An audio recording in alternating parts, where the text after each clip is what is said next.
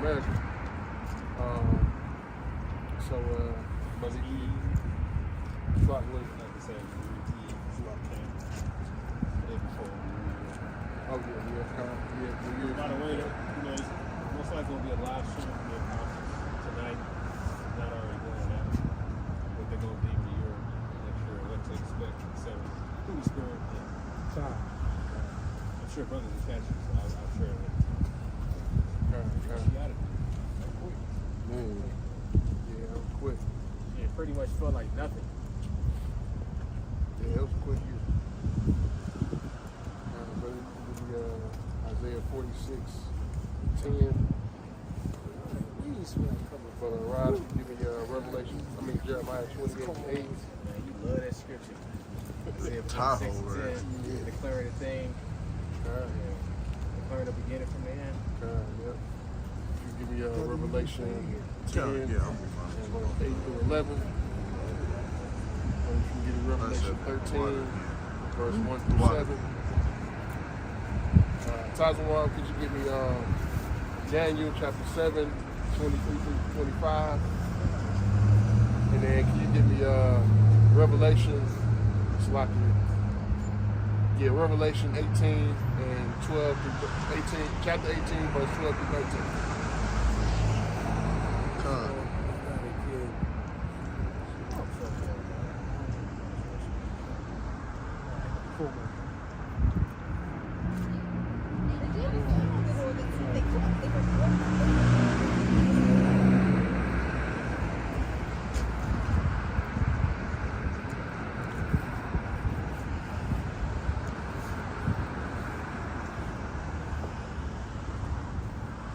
You said Revelation 18, 12? Yep, 18, 12, 13.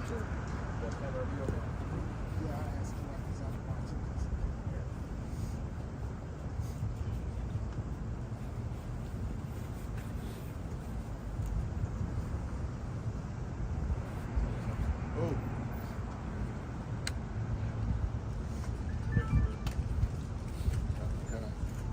Good.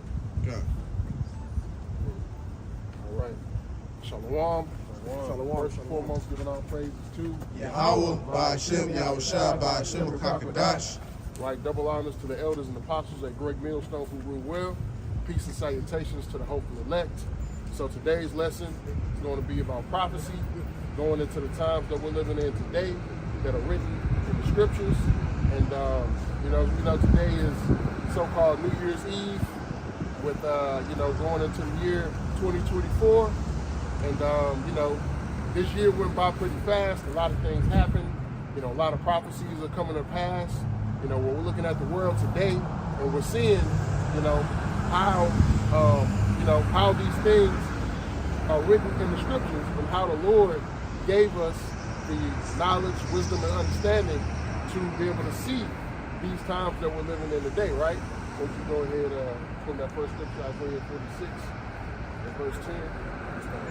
Go ahead. This is Isaiah 46, verse 8, and it reads, Remember this and show yourselves men. Bring it again to mind, O ye transgressors. Remember the former things of old, for I am God, and there is none else. I am God, and there is none like me.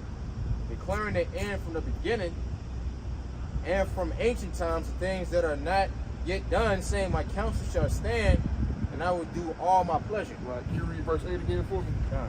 Verse 8. Remember this and show yourselves men. Right? So it says, remember this and show yourselves men. Right? Remember this in the times to come that we're coming in when all hell is going to break loose. Right? Because written in the scriptures is Babylon the Great. You know what I'm saying? All of the 4 major empires that we have, that the Israelites were in captivity in. You know what I'm saying? Starting with the Babylonians, then the Persians and the Medes, then the Greeks, then the Roman Empire, and we're living in the resurrection of the former Roman Empire today. You know what I'm saying? So remember this and show yourselves men, right? Because now we live in a time where manhood is being demonized. You're being told that you know, being who you are as a man, stand up, being righteous, you know what I'm saying, standing for something, you know, we're being told that that's evil. That's right. Especially for you Jakes. You're being told that that's evil. You get demonized by these Edomites, the so-called white people. You get demonized by your women. Right. You know what I'm saying? And the whole entire society just really demonizes Jake's manhood, the manhood of the so-called black man, Hispanic, and Native American.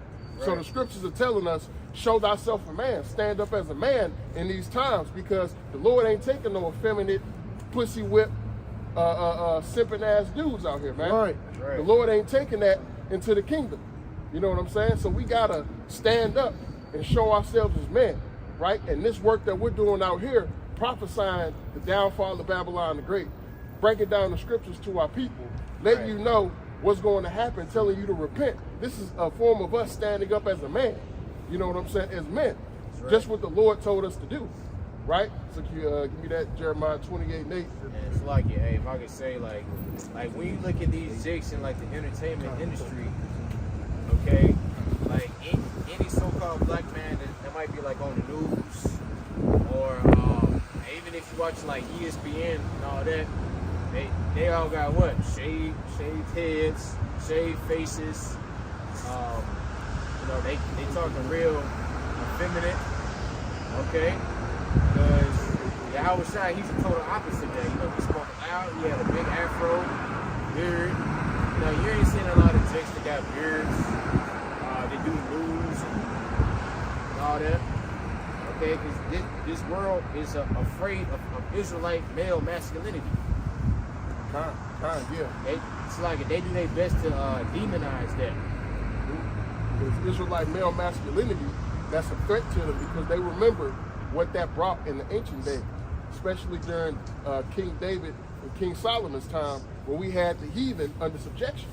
You know what I'm saying? They remember what that brought, but they also remember all of the times that, you know what I'm saying, during these different captivities, mainly more recently, especially here in America, when we were put in slavery and everything, when Jake did rise up and stand up in the times that we did whoop Esau's ass. Right. You know what I'm saying? Look at Levi with the, with the Haitian Revolution. Even though a lot of them, they did it in wickedness and worshiping other gods, just them standing up as men, that's fearful to these so-called white people. That's fearful to these Edomites. You know what I'm saying? They've held that against the Levites in that island ever since that happened. Ever since the Tucson Overture defeated the French. They hated Levi, even to this very day. That's why that island can't get no help. Right. And then they making them pay some kind of, they making them pay them or something like It's that. a loan. You know? It's a yeah, loan. they gotta They're pay making them pay money. a loan on the money that they got from them to help fund their government. Yeah. At first, what it was, the Haitians had to pay reparations to the French, and then Haiti needed more money, so they had to get a loan from the French. Right? So, you know what I'm saying? The devil, you had to, in order for you to get your freedom, you got to pay us. You know what I'm saying? Which that's how this damn devil operates. This devil operates in wickedness and unfair, unlawful, despicable practices. You know what I'm saying? Yeah, and you gotta remember, like when COVID-19 first started, the Haiti president was assassinated. Mm-hmm. You know, so kind of because he wasn't with the whole that vaccination. We just call it that. Exactly. Yeah, with the whole, you know what I'm saying? Lift up the sleeve. What do they call it when the junkies are shooting up heroin? Shooting up, you know what I'm saying? Getting, you know? If you wasn't with that as a governmental leader, that was coming after you. And that's gonna be the same thing with the MOTB. You know what I'm saying? If you're not with the C-HIP, they gonna come after you. They gonna come, especially if you're a government leader or, you know, a president of a country or something like that, and you standing up to these devils and standing up to these Edomites, they coming for you. They coming after you to take your life and to put up their own paid off puppeteer government leaders. You know what I'm saying? Because it's all about control and Powhatan is devil, right? Okay. Just had a quick one, basically how you were saying about like the Lord is lifting up men to be men, you know, and the Lord is not going to take no effeminate man. This is 1 Corinthians chapter 6 and verse 9. Know ye not that the unrighteous shall inherit the kingdom of Yahweh? Be not deceived, neither fornicators, nor idolaters, nor adulterers, nor effeminate, nor abusers of themselves with mankind. Right? So the Lord is not taking effeminate men, right? Or men who are abusers of themselves. Abusers of themselves is talking about, you know, men sleeping with men, and effeminate is talking about you simp dudes, you know what I'm saying? Dudes who have effeminate traits, you know what I'm saying? Following after your woman, doing whatever your woman wants you to do and everything. Yahweh B'Ashem Yahushua, the Heavenly Father and His only begotten Son, is not in support of you being out of order as a man, right? You got to stand up as a man and be a man in these times. Because the Lord ain't taking nobody, you know what I'm saying? The Lord ain't taking nobody following after their woman. Right. The Lord ain't taking nobody trying to appease the society. You know, right. Yahweh B'Ashem Yahushua is only down with the men who are rocking with Him, standing 10 toes down for the name of the Lord. Right. Right? Brother, you can get that on Jeremiah.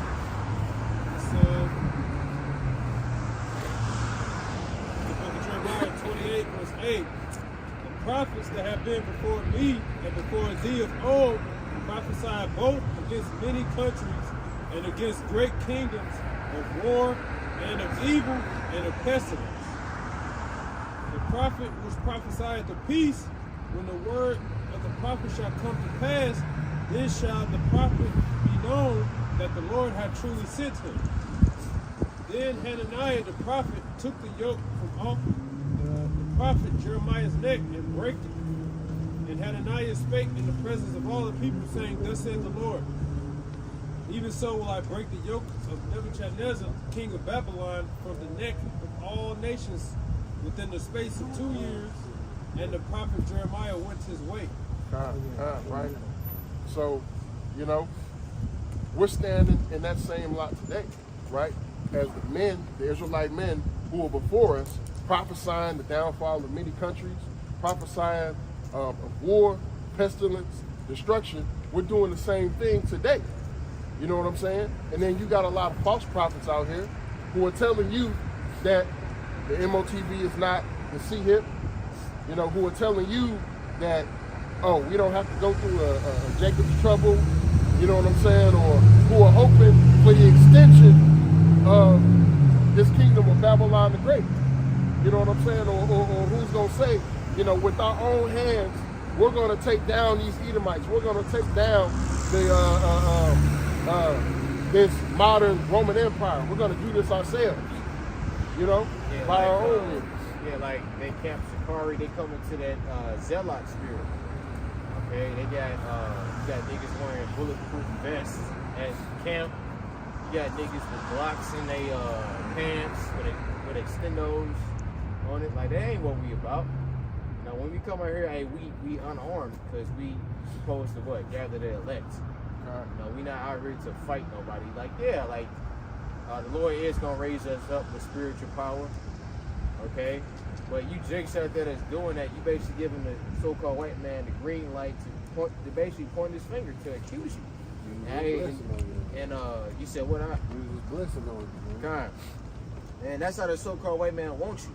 You know, like he want to get you out of character so you can do something stupid, so he can have a reason to put his foot up your ass. He already want to do that anyway. You know. He just had to have a reason because he tired of the backlash of people calling him a racist and people calling him the devil and all this other stuff. But hey, you are the damn devil. The devil. Exactly. That's like you Jakes rising up with the guns and all of that, talking about we need to, you know, use Esau's blessing. That's like Chris Paul trying to play center with Shaq. And the shit ain't gonna work. Right. You know what I'm saying? The Lord is going to raise us up in His time. The Lord ain't going to have us fighting with AR-15s and guns and all of that shit, man. Right. That's Esau's blessing. That's his invention when he created. The Lord is going to give us spiritual powers, spiritual weapons, the ability to do the unthinkable. You know what I'm saying? And as, you know, Apostle Paul and the Spirit of the Lord told us, the weapons of our warfare are spiritual, man. We don't need to actually go get weapons of like Esau's blessing, man, and take on this devil, man. When we going through the scriptures and stuff to see our forefathers doing things that is like, you know, we see that today, we're like, how the hell? Man, you Jakes don't have no faith if you going out there thinking you're going to win with Esau's blessing, man. Exactly. You're not going to win. God, and that's like all of the superhero movies where you see, like X-Men, for example. You know what I'm saying? They coming out with the military and they shooting guns at them and everything, and the guns just bounce, the bullets just bouncing off of their shoulders and shit like that, or they stopping the bullets and melting them in midair and everything like that. You want, what do you want? You want the ability to be able to twist and manipulate the elements and use that as a weapon, or you want to be shooting, you know what I'm saying, 9mm bullet, you know what I'm saying? All right, take the clip out, give me another one. You want to do that, or you want to have the spiritual power, man? I want the spiritual power. Right. And not to mention all the artillery that this devil's going to bring out on that day. This devil going to have robots out here, man. He going to have tanks out here, man. That could be robots as well. They show you that in Terminator, man. Exactly. And you Jakes thinking, oh, I'm going to run over my AR-15. Man, you going to get blown up, man. Man, this devil, if you watch the modern weapons, this man got weapons that'll stop your heart, sonic boom machines. He got weapons that fire thousands of rounds at one time. Like he's getting ready, man, for all you 2/3 that want to take this battle cornerly, man. Yeah, right? He got he saw Edom. He show you in the superhero movies. You know, like you had that in G.I. Joe. They had the Iron Man suits. You know, and even Iron Man, War Machine. And you saw Edom got suits like that. Exosuits. Yeah, because he know that a lot of Americans can see the collapse coming, and they like, okay, we got to stock up on guns. We want armored piercing guns. Hey, so you think Esau ain't gonna get ready for that? He also knows he's gonna be changed too. Right. Yeah. That too. Exactly. You don't think that the motherfucker who gave you the gun is 10 steps ahead of you when it comes to the weapon. Right. This is the man who gave you the gun, right? He was the one who made the laws that allow you, for example, in Missouri, you know what I'm saying? As soon as you 18, you can go get a gun. You don't need a license. You don't need to go through any type of training or anything. You just go buy a gun and get it registered, and it's legal. You know what I'm saying? The motherfucker who made it that accessible for you to get a gun, don't you think he got some more diabolical shit in his closet? Right. Here you is, you and your Glock with the extended clip on it is not a match for Esau Edom and what he has. Man, Esau Edom shit, like for real. I saw this photo. It's basically saying like modern warfare is basically like a soldier sitting at the computer typing, you know, on a computer. Like this motherfucker, like he could literally send a drone and fly thousands and thousands of miles just to kill you, and he ain't even got to be there. Exactly. You know. Just like what last week, somebody was flying a drone around here at camp or whatever. Yeah, man, they got drones with guns on them. They can just fly the drone and pew pew pew pew pew, shoot you down and you go. It'd be like a video game. Right? Exactly. And they show you that in the movie Purge. You remember when they was hiding, when they was walking, and next you know those drones came out and gunned them down, man. Yeah, that was the first Purge. And then, you know, that same drone that was flying around, this devil got drones that carry explosives on them, man. They can just fly into your ass and blow up, man. This devil don't gotta be right there in front of you just to kill you, man. Exactly. Right. This devil ain't got no fair advantage on you, man. It's not gonna be. I mean, it's not gonna be a fair fight. You know, it's not gonna be a fair fight with you trying to go up against Esau Edom. And the Lord wanted it to be like that. Why? Because the Lord wants you to depend on Him. Right. Yahweh Bashem, Yahweh Shai wants you to depend on Him and show your faith in Him, not in the man that He created to be your adversary. You know what I'm saying? You going out here and getting the guns and saying that we gonna fight, we gonna build a militia group and everything like that. Hey man, this ain't 1804. This ain't 1804. This is 2023. This devil got some shit. 2024. This is Jeremiah 16:16. Behold, I will send for fishers, said the Lord, and they shall fish them. And after will I send for many hunters, and they shall hunt them from every mountain and from every hill and out of the holes of the rocks. For my eyes are upon all their ways. They are not hid from my face, neither is their iniquity hid from my eyes. Exactly. You know? So in that time, what the Lord is going, we're fishing right now. We're fishing for the elect. We're fishing for the elect men of Yahweh Basham Yahweh Shai, the Israelite man, the so-called Black, Hispanic, and Native American, to bring them, you know, through the spirit and power of Yahweh Basham Yahweh Shai, bring them into the faith, into the ministry, right? And when that time comes, the Lord is going to turn us into hunters, give us spiritual powers. Nigga, we're going to be flying, you know what I'm saying? We're going to be able to do whatever we need to be able to do in that time to do the Lord's bidding. You know what I'm saying? And if I may add, just like how right now, this devil with his weapons, his blessing, it's unfair to us right now. But once we get those spiritual powers, man, it's gonna be unfair for you devils, man. Cause how you gonna like when you at the short end of the stick, man? Exactly. And this devil ain't gonna stand a chance against the men of the Lord in that day, man. But you, Jake, still want to trust in his blessing, man, which is gonna get you decimated out here, man. Exactly. And even in our lowest state, you know what I'm saying? Even in our lowest form that we've been in ever since, you know, being our people were put here on this earth, you know, we're still better than this devil in a lot of ways, right? Because we're able to adapt quickly. You know, this devil will put us in certain fields, in certain work fields, certain sports and stuff like that. And Jake could take off and be the best of the best, right? We were put at a low estate for a reason, though. You know what I'm saying? We were put at this lower state because when we were on top, we got too high-minded. We started worshiping other gods. We didn't think we needed Yahweh Basham Yahweh Shai. And the Lord say, all right, well, I got something for you. That's like a woman, you know what I'm saying? She start getting in better shape. She start moving up, getting a better job. Now she thinks she's better than you. You know what I'm saying? And then you got to show her like, all right, well, look, you think you're better than me? All right, cool. Go ahead about your business. I'm going to get something new. You know what I'm saying? But the Lord didn't put us off. He just put us in a lower estate for a time, for a short season, only to raise us back up and to exalt his name while we take this devil down, right? Who did I have in Revelation next? Kind of good. Go ahead with that.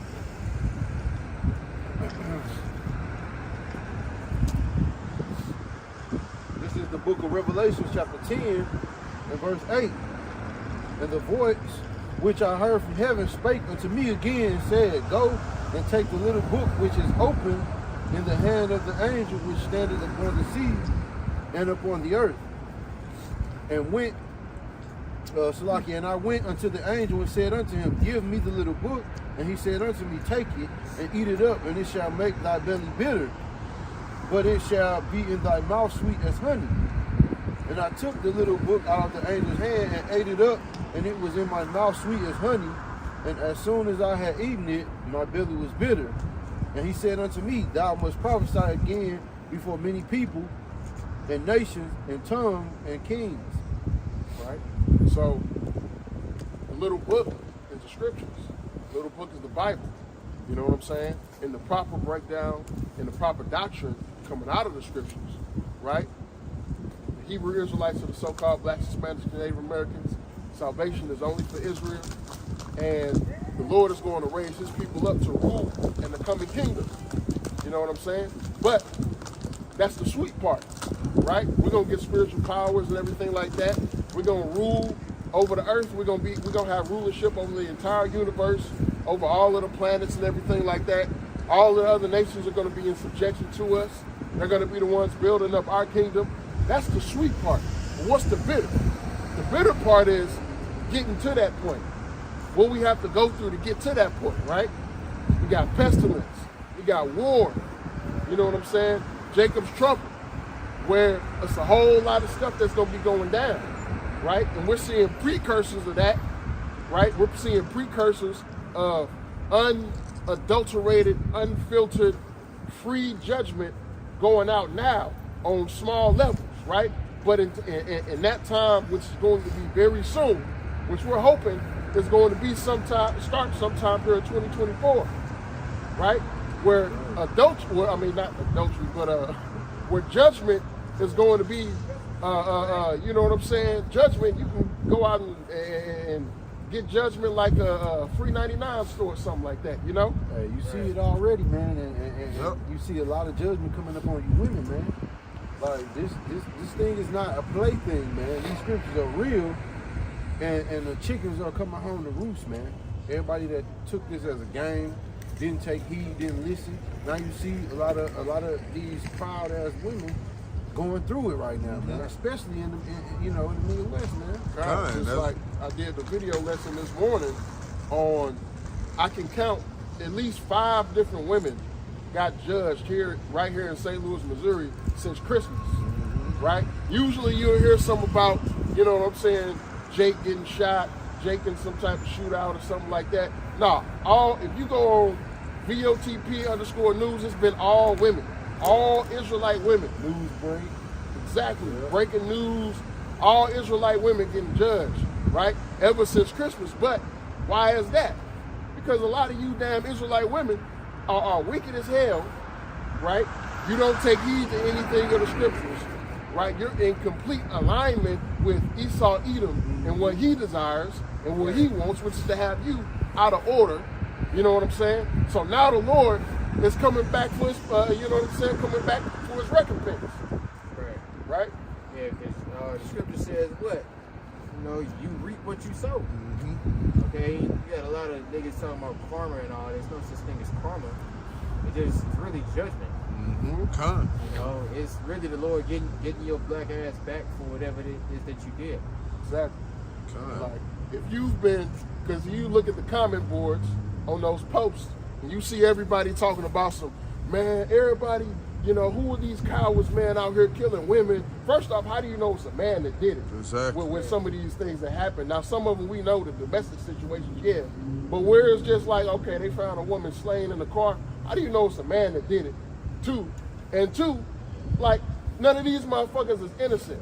How are you going to be out of order, you know what I'm saying, not following the scriptures, and you know what I'm saying, putting yourself, you know what I'm saying, above your man, above your husband for so long, and don't think that the Lord is gonna come back for that. Right. You know? You even had that one Israelite woman. She was dealing with a Northern Kingdom Jake, and I know y'all seen the video, like where she basically like beat herself up, and then she told her brothers that the Northern Kingdom Jake hit her and all that. So they went there and killed him. Yeah, they went there and killed him. And then on top of that, she got her brother life in prison. Exactly. You know, and this bitch is just free to do whatever, like free to basically do it again. Yeah, and I did a lesson on that. Like the way that she was going about telling that story, she laughing, thinking it's a joke, thinking it's funny, thinking it's cool. Do you not think that the Lord is gonna come back for that? Damn right. For you doing that type of wickedness and you laughing and looking at it as funny. You think it's funny that you got somebody killed because of your emotional instability. Right. Yeah, like these women, they don't want to take accountability for the things that they do. So like to avoid accountability or feeling bad about doing something, they'll try to just laugh it off. Right? You know. She went through his phone and or she had a password to his email or something like that. She saw he was talking to different women. That's why she got mad. Go ahead. Actually, this is Proverbs 30 and 20. Such is the way of an adulterous woman. She eateth and wipeth her mouth and said, I have done no wickedness. You know, and that's what they do, man. They feel that they not doing nothing wrong by committing all this wickedness that they doing, man. It's water under the bridge, and you can just keep getting away with it because there is no judgment for that in Esau society. Right. And this is Job 4:7. Remember, I pray thee, whoever perished being innocent, or where were the righteous cut off? And see, the Lord brings judgment every day, man. So if the Lord sees that it's okay for somebody to be put to death, then that's going to be declared in the heavens, and then it's going to happen on earth, man. You people don't understand the Heavenly Father, man. Exactly. You don't know bring that out now too.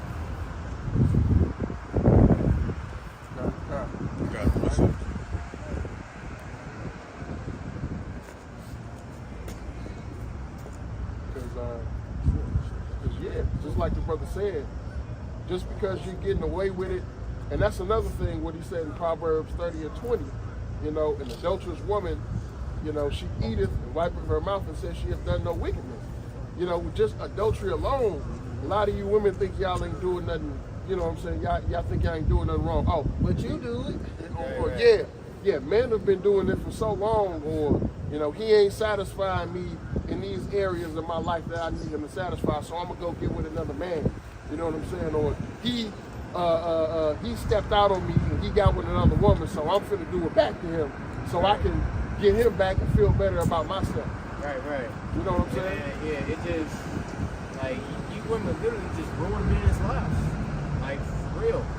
And the so-called white man knows that. That's why he gives you the liberty to do so. Because Jake just naturally like more than one woman. You know? Like, here it is, like you women are goofy as hell. Because, like, you claim you want a man all to yourself, but then you turn around and get a man that has more than one woman anyway. You know? Or Running from it. right. Running from the thing that you don't want, you run right into it. Go ahead, brother. This is Ecclesiastes chapter 8 and verse 11. It reads, because sentence against an evil work is not executed speedily, therefore the heart of the sons of men is fully set in them to do evil. And that's also applying to the women. Okay, even though it says men, okay, for those who want to be simple out. All right, going on to verse 12. Though a sinner do evil 100 times and his days be prolonged, yet surely I know that it shall be well with them that fear the Most High, which fear before him. Right? So, you know, just because you're able to get away with it for a long time, don't mean that the Lord is not counting up score on how much wickedness you commit. That don't mean that the Lord ain't keeping track. All right, well, you did this. Okay. All right, well, let's see if you repent. Let's see if you know what I'm saying? I'm gonna put the prophets right here. I'm gonna cause you to come across a video or something like that. You know what I'm saying? Let's see if you repent. No, you didn't repent. Okay, you did it again. All right, well, you know what? I'm gonna just keep on having mercy on you, right? I'm gonna keep on allowing you. I'm gonna keep on allowing mercy and giving you time and time and time again to repent, right? But I'm gonna keep track of everything that you did. I'm gonna keep track of everything that you did. All right, you committed adultery on this man. You out here being a whore. You know what I'm saying? Oh, you're extorting this man. You know what I'm saying? Yes, you women can be extortionists. Right. You know, you're extorting this man by marriage. You know what I'm saying? Getting with him for 5 years and then divorcing him, taking everything you got. You 10 years in a day. 10 years in a day. You feel me? And the Lord is watching that. The Lord is counting that up. You know what I'm saying? Like, it's a saying, a woman goes to her grave with many secrets. Right. You know what I'm saying? Well, all of them secrets are being exposed. Right. All of them things that y'all are doing are being exposed. And in this time, the Lord is counting that judgment and say, all right, it's time. Go out and send that death angel. And it's coming back on your ass, right? That's why you see these women getting shot up. That's why you see these women getting slain and killed in these domestic violence situations by the men that they with, by their ex-boyfriends and everything like that. You know what I'm saying? The Lord is putting the spirit on Jake. Hey, because you don't know what happened in these situations. Yeah. You don't know what's going on. She could have committed adultery. She could have did something like that. You know what I'm saying? Lied to him and everything. And the Lord is putting the spirit on a lot of these Jakes out here, these worldly Jakes, to say fuck it and lose their shit. Like the whole Marquisha Williams situation that happened last week. You know what I'm saying? Jake flipped his shit, killed her, and then ran all the way up to Wisconsin. and got caught. You know what I'm saying? This is becoming, and this is no coincidence that this is going into 20, happened at the end of 2023, going into 2024, right? Because the Lord is sending a message. The Lord is sending a warning to you women. It's telling you, hey, repent or receive judgment. Be the mire in the street. Exactly. Yeah, Be the mire in the street. And if I may, I was gonna say, 'cause I was thinking, you know, women like to party the most on this, right? What are they even gonna be happy about? Like, think about it. If this year was horrible, what is there to be excited about next year? Like, what are you expecting to come out of next year? It's gonna be even worse, if anything. That's right. New year, new me. And they and the funny thing about it, they do the same exact shit that they did the year prior. Every year. And they they say the same shit and be in the same predicament every single fucking year. January 1st, after you get done partying, all right, I'm gonna get in the gym. Get in the gym 30 days. All right. I'm a right. 1 week is packed, and I'll be like, we go on next week. Exactly. I'm gonna go on this dick cleanse. I'm not fucking with none of these niggas. Like what? Megan Thee Stallion. She said she's stingy with the coochie now. That ain't gonna last long. After it blew all out anyway. Right. After here it is. I'm not gonna smack my car into the wall no more. After the shit just gets beat the fuck up, you smacked it into the wall 30 times. Now you ain't gonna smack it into the wall no more. Stop it. Come on, man. Right? I'm gonna get my money right. I'm gonna find me a good man. I'm gonna get married. Only to be by April, you back doing the same shit you was doing the year before. Yeah, having a hot girl summer again. Right. Summer come around, she get warm. Bitch, I'm outside. This is exactly how y'all be, man. But hey, man, Lord willing, summer 2024, it's gonna be a hot girl summer, all right? Yeah, the Lord gonna put that fire under y'all ass, man. Right. And if I may say something, you know, you see how every time we go into a lesson, man, we'll be talking about one thing, but you women gonna constantly get brought up, man, for y'all wickedness, man. Because the Lord is constantly having that spirit flow around, man, because you women gotta pay for the shit that y'all doing, man. And as the scriptures say, she that is my enemy shall be trodden down as a mire in the street, man. Right. Because there's so much shit that you women do to Jake, man. It's not even fucking funny, man. Like that situation when she beat herself up and told her brothers, all them niggas got fucked up, man. One of them got life and one of them got killed, man. Yeah, that's right. Yeah, it was one of the Jakes from the that wicked bitch brother. Brother got killed and one of them got life in prison. Yep. And see, and you women think the Lord not gonna visit y'all, man? Exactly. And Hey, man. especially when you on camera saying this shit. Social Man. media camera, like you basically saying like, hey, I need to be punished for this. And Laughing about it. And as the Lord said, man, you know, all these are the beginning of sorrows, man. This is the beginning of the judgment, man. And that's another thing too. How she know that because what it didn't happen that long ago. It happened like 3 years ago. How she know that Israelite brothers don't see that shit? He like, all right, we gonna get her ass. Right. You know the Northern Kingdom Jakes. They don't mess is around, brutal. man. They don't give a fuck. Judah, you know what I'm saying? You Judites, y'all think y'all tough, man. Go into these goddamn cartels and all of the shit that they do. Put the nigga in acid.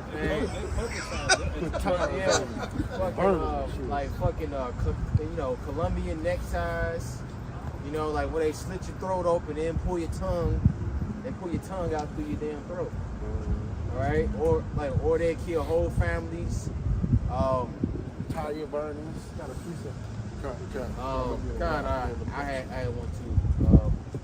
And like I seen Northern Kingdom Jake get his head cut off with a damn chainsaw. Man, you know that's brutal. Like seeing that motherfucker like come right to your neck, like God damn. Have you seen the one where they cut them? I think they cut a woman's head off with a butterfly knife or some shit, man. She was kidnapping rival cartel members' children, and they caught her ass. And then after they did that, they let the kids play soccer with her head. That's some brutal shit. Like, you Southern Kingdom Jakes, man, you think, all right, you know, I'm gonna get this nigga, I'm gonna get this motherfucker with a drive-by, and you shoot a nigga point blank range. Nah, man, these Northern Kingdom Jakes, man, they brutal. They brutal on your ass. You ain't seen the shit that they do. Because like Northern Kingdom, before they fuck you up, like they give you mercy and show you all type of hospitality. You know, and then we still don't fall in line with that. Okay, now I gotta fuck this nigga. You know, but this had a quick one. This Galatians 6 and 7. Be not deceived. The Most High is not mocked. For whatsoever a man soweth, that shall he also reap. For he that soweth to his flesh shall of the flesh reap corruption. But he that soweth to the Spirit shall of the Spirit reap everlasting life. And let us not be weary in well doing, for in due season we shall reap if we faint not. So that's like the saying, everything that goes around comes around. You know what I'm saying? If you out here doing wickedness, doing people wrong, doing people dirty, going against the scriptures, being out of order and everything like that, but that's going to eventually come back to you. That's going to come back. And this is the spirit that every camp lesson for the past month, brothers have always been bringing up you women and going into you women and your behaviors and how you act and things like that. That's the spirit, because the Lord is sending out a warning to let you know that 2024 ain't going to be no goddamn cakewalk for your ass, man. Right. It's a lot of shit that's about to happen. Lord willing, that happens in 2024. It's a lot of stuff that's about to happen that's about to set your whole world on upside down, man. Hey. Everything that you thought you could do, or that you think that you're doing now, right? Having all of this fun, having all of this freedom, this liberty to do whatever the hell you want. Eventually, man, that's gonna come to an end. Right? That is gonna come to an end real fast, and you ain't gonna know what to do. Right? I remember watching somebody, I don't know, I think it was Andrew Tate that said it. He said, like, when the moment of chaos happened, everybody revert back to their gender roles, man. So you women that's out here twerking and committing adultery, man, the moment Esau come down with that hammer, y'all instantly gonna become feminine again, man. Exactly. And every brother that's up here right now teaching gonna look at you like, look at this bitch, man. Exactly. I don't want you, man. And that's the crazy thing. Right, so like, hey, the Lord is putting a cold spirit on the elect Israelite man. Hey, he putting. Hey, I feel like I'm just getting more savage as the day go by. You know, like it's like a righteous indignation, not like a wicked indignation.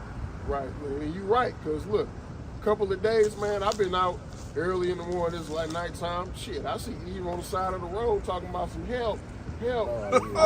With their car or something like this. I'm like, shit, I don't feel like stopping. It's cold outside. It's cold the motherfucker outside. Right? Call your daddy, call your brother. But see, look, if you was in order, if you was respectful, if you wasn't out here being a harlot, you know what I'm saying? And something happened like that, you could just be like, all right, let me call my husband. He gonna have it. Hey, baby, my car messed up. I'm here at this location, everything like that. Can you come get me? Like, all right, cool. And you know, Eve got, and this is the fucked up part. This is the fucked up part about this whole shit. Eve got a man in her life that's dicking her the fuck down. Soon as you call for some help, bitch, I ain't helping you. What the fuck? I ain't helping you for nothing. No, she got a roster. You got a whole roster. You Eve be having whole rosters of niggas for dick, for all of this little shit, but when your car break down, you can't got nobody to call. You on the side of the road, saying waving off for help. What the fuck kind of sense does that make? Like you call the nigga that's in the friend zone. Right.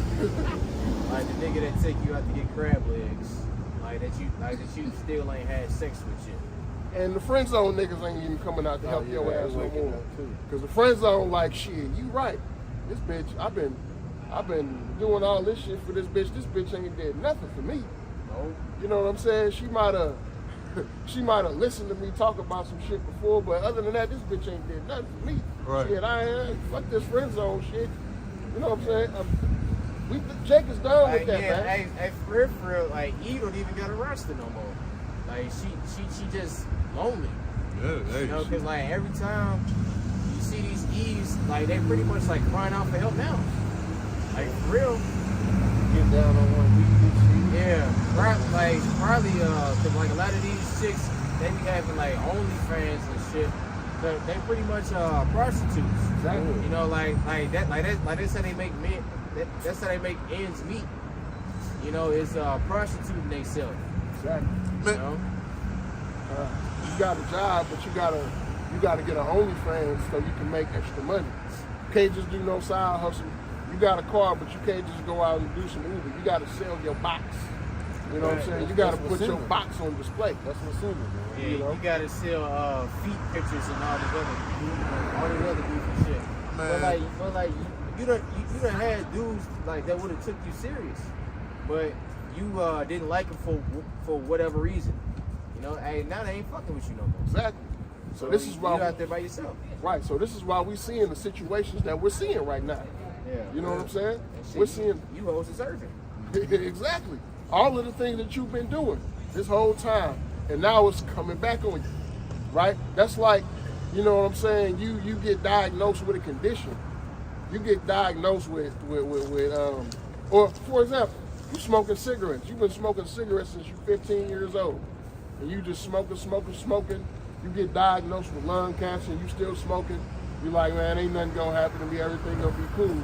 And then it just hits you. Your lungs collapse, and boom, you're on the floor, now you're dying. You know what I'm saying? And this is the same situation with your women, right? Go ahead, brother Rod. Go ahead, brother Rod, what you have. Just some land back off that Ecclesiastes, the Wisdom of Solomon 3:16. It says, as for the children of adulterers, they shall not come to the perfection, and the seed of an unrighteous bed shall be rooted out. For though they live long, yet shall they be nothing regarded, and their last age shall be without honor. Or if they die quickly, they have no hope, neither comfort in the day of trial. For horrible is the end of an unrighteous generation. Yeah, so point is, just because you're getting away with something and you're having success in the long term, well, in the long term, it's still going to catch up to you and you're going to have to pay for it.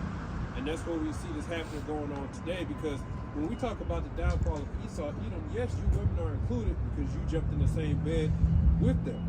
You became willful bed witches either physically or mentally, and went and got a career and all that. Now you look down and use their talking points to reject what you would call, suitable partners, in the name of being strong, independent, or fear of missing out or whatever. So you're gonna, jump from ride to ride, thinking that in the long term it's gonna work out, and you screw them in over, you taking the money.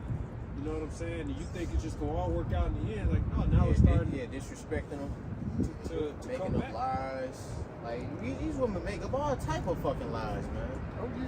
You know, oh, he's stalking me. He raped me. What else? He beat me up. Yeah. Shit, I was just gonna say that. Yeah, he beat me up. You know, he stole from me. You know, and all type of shit that they use to play the victim, or just to make you look, or just to make you mad.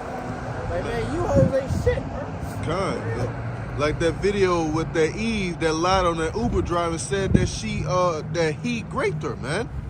Man, just think about it, man. When times of Jacob's trouble come, man, these same men that you did wrong, man, they coming for your ass, man. Yeah. That's not a threat. That's a promise and a threat, man. And just imagine when an Israelite man gets spiritual power in that day, man. Oh, man. You gonna try to come up to him like, I'm sorry for what, man. He gonna keep blast your ass away, man. He ain't gonna want to see you. He gonna obliterate you, man. Fuck with it, bitch. I'm gonna put a wall right here. Yeah, like at the end of The Watchmen, Mr. Manhattan fucking disintegrated Warshak. You know, shit, that's what I'm gonna do to you hoes if I get spiritual power. Right. And God, I was gonna say, and it's just like in the precept the brother brought out, just like we see these wicked ass Edomites living at 90, 100, 110 years old. You know what I'm saying? You women are living long lives too, somewhat. A lot of y'all will say, well, shit, your husband gonna die before you. Yeah, exactly. Mainly. Too much stress. Exactly. They call it. Exactly. Shit, I was watching some show or some movie the other day, and I can't even remember what it was called, man. It ain't even coming to my memory. But he wanted to be like some type of, he wanted to go into some field, some type of art or music field. Oh, no, Raising Canaan. It's like it, Raising Canaan, where the brother Lou, he went to his mother and he was, getting some stuff, some records for his new studio or whatever. And his mother was like, you just like your daddy. You always want to chase these pipe dreams. You want to be, you know what I'm saying? That's why your dad dead now. And he was like, music didn't kill my father. Looking at her like, bitch, it was your stupid, stressful ass that killed my father. Right. You know what I'm saying? Well, really, you must have just started watching it. Like, you just started watching it? No, I've been watching it. Okay, because like really the police is really his dad, really Kanan's dad. No, I'm talking about Lou. Lou, his uncle. Okay. Raquel's brother, who when he went to his mom's house to get something, and she said that to him. That's what he said to his mother. Right. Said they live long and they die shall be without honor, because typically, like Scripture says, many years is supposed to be like an honor. So what happens when these devils die now? I don't know who just died recently. I know Maury died. There's another devil, Maury Povich. Or someone else. Jerry Springer. Yeah, Jerry Springer or somebody. I know One of the Rothschilds. Somebody like that just died recently, right? Old age. Yeah. Kissinger died. Yeah, Henry Kissinger. Yeah, that's Yeah. He died of old age. That's what everybody should have. Everybody took the time to say, no, I can't give no honor with them. Because you would think you lived that long, there's something good to say about you. No, everybody got evil to say. They brought up all his quotes and shit. Yeah. They say, oh yeah. So basically, everybody saying good for the devil. Lord only got his ass. Queen Elizabeth. You know, when she died, everybody mocking her. Brought up all his quotes. He said a lot of negative shit about soldiers, about like he was just a He fucking was straight asshole. up devil. Yeah. I don't claim to actually be a lesson. That's just bad boy. See, just because you live long or you escape, don't mean you're gonna escape judgment. You still gotta go before the Lord, and your name is gonna be, basically blotted out. Exactly. So yeah, just because you live long, just because you get away with your wickedness, you might so-called die of natural causes or die of peaceful death, man. Like especially for you Edomites, hey man, you die in this life, but you're gonna come back in slavery. You're gonna come back in chains. Right. And shit, we probably, you know what I'm saying, the Lord probably gonna put the spirit on us to bring up all of the accounts of your past lives and how you live, and you know what I'm saying, and look at you now, motherfucker. You in chains, you living in, you know what I'm saying, I'm a hole in the ground. Right. You in no house, you living in a hole in the ground with concrete, with broken up concrete in it. You know what I'm saying? Leaves. Yeah, leaves. Motherfucker, you look at all of this shit that you did, now look what you got. Yeah. You know what I'm saying? That's how it's gonna be, right? You're not gonna get away. Wickedness is never gone unaccounted for. It don't matter if you die and you die without getting your recompense. Your recompense is gonna come in your next life. Right. You know? That's the beauty of the Lord's judgment, because it's in the heart of the wicked to say, nobody seeth me, I've escaped, and when I pass, it won't be remembered. And then the Lord's gonna be right there and say, no, time to get your ass. Exactly. Con, this is Zephaniah chapter 3 and verse 5. It says, the just Lord Yahweh is in the midst thereof. He will not do iniquity. Every morning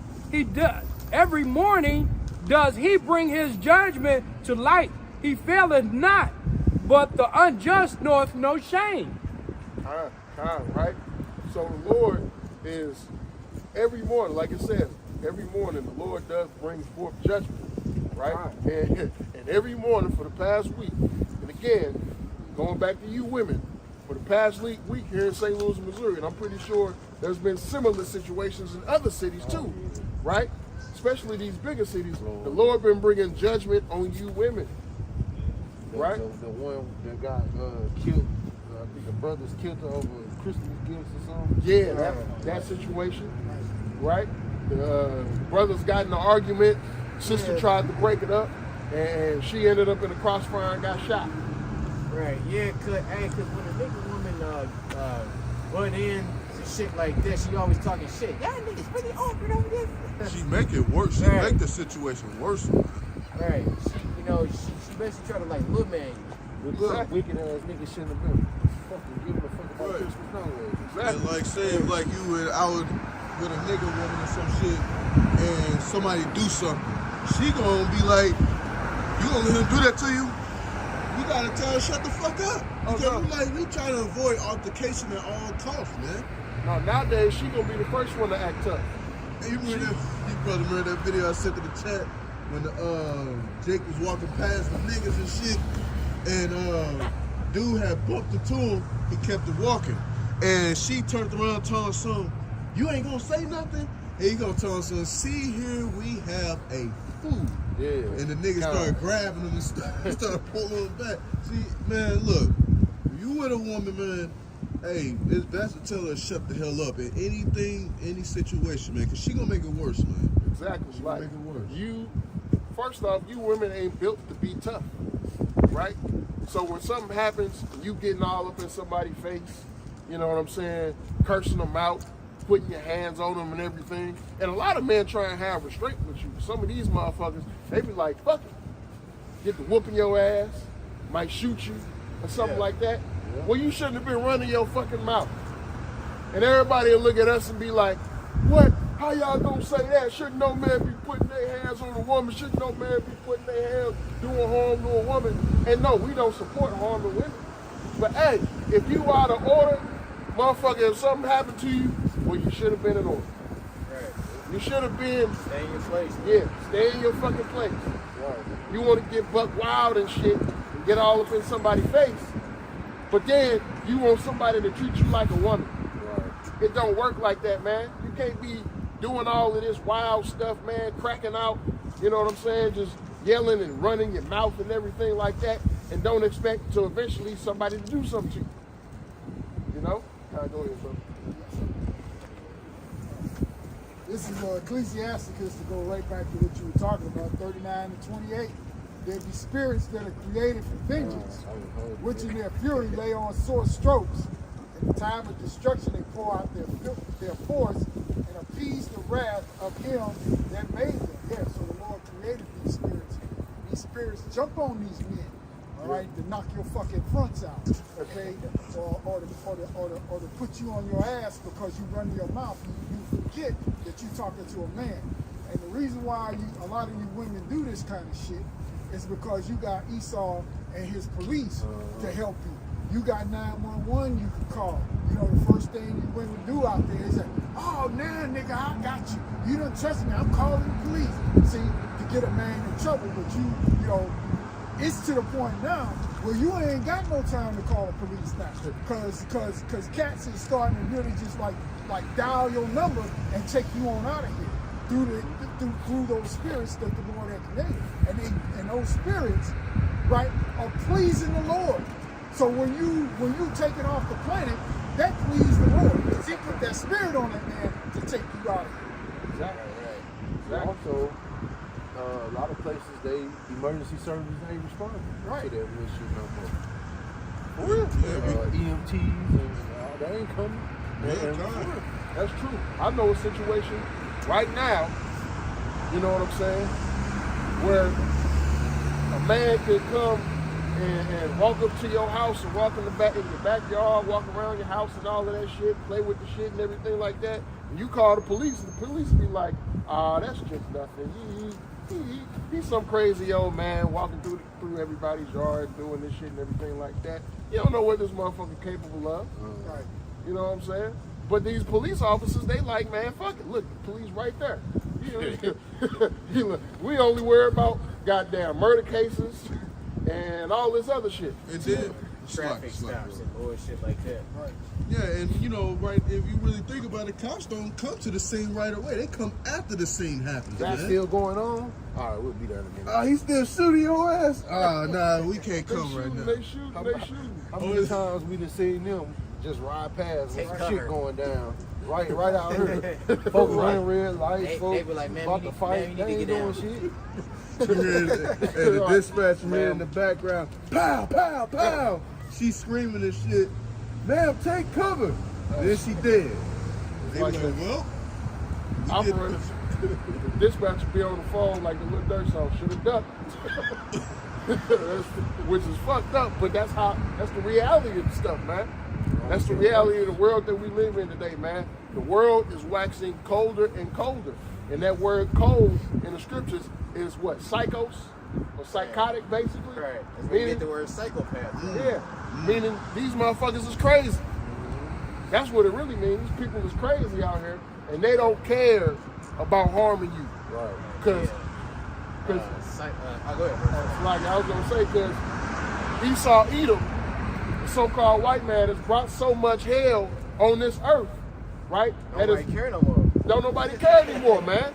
Everybody's like, man, shit, my life fucked up already. Like, you know, like, What I got to lose? See, like when you put people in like a poverty-stricken state, they still. And even in the book of Proverbs, like get there real fast. You know, like the prayer of the man, cause I forgot his name, but he was saying, I just read it back fast.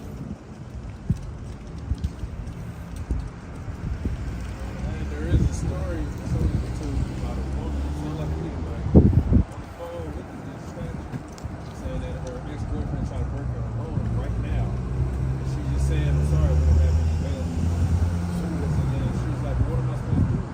Find the back room and sit there. I'll stay on the phone with you. That's all. And she said, he's still here to try to break himself. So imagine being in that situation. A lot of, like you said, a lot of people, they know they got secrets. They're afraid. Just saw the look on these women's faces when they said that somebody's going to do a documentary about that in the 90s. Freakness. You saw the reaction. Oh no.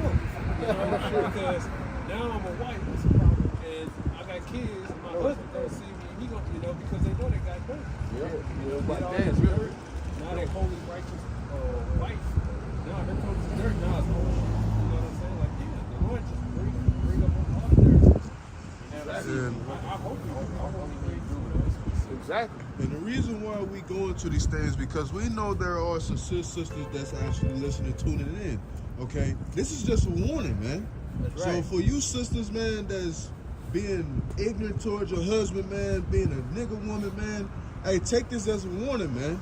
Because hey, when time of trouble come abroad, man, hey, your husband probably ain't gonna want to be around you, man.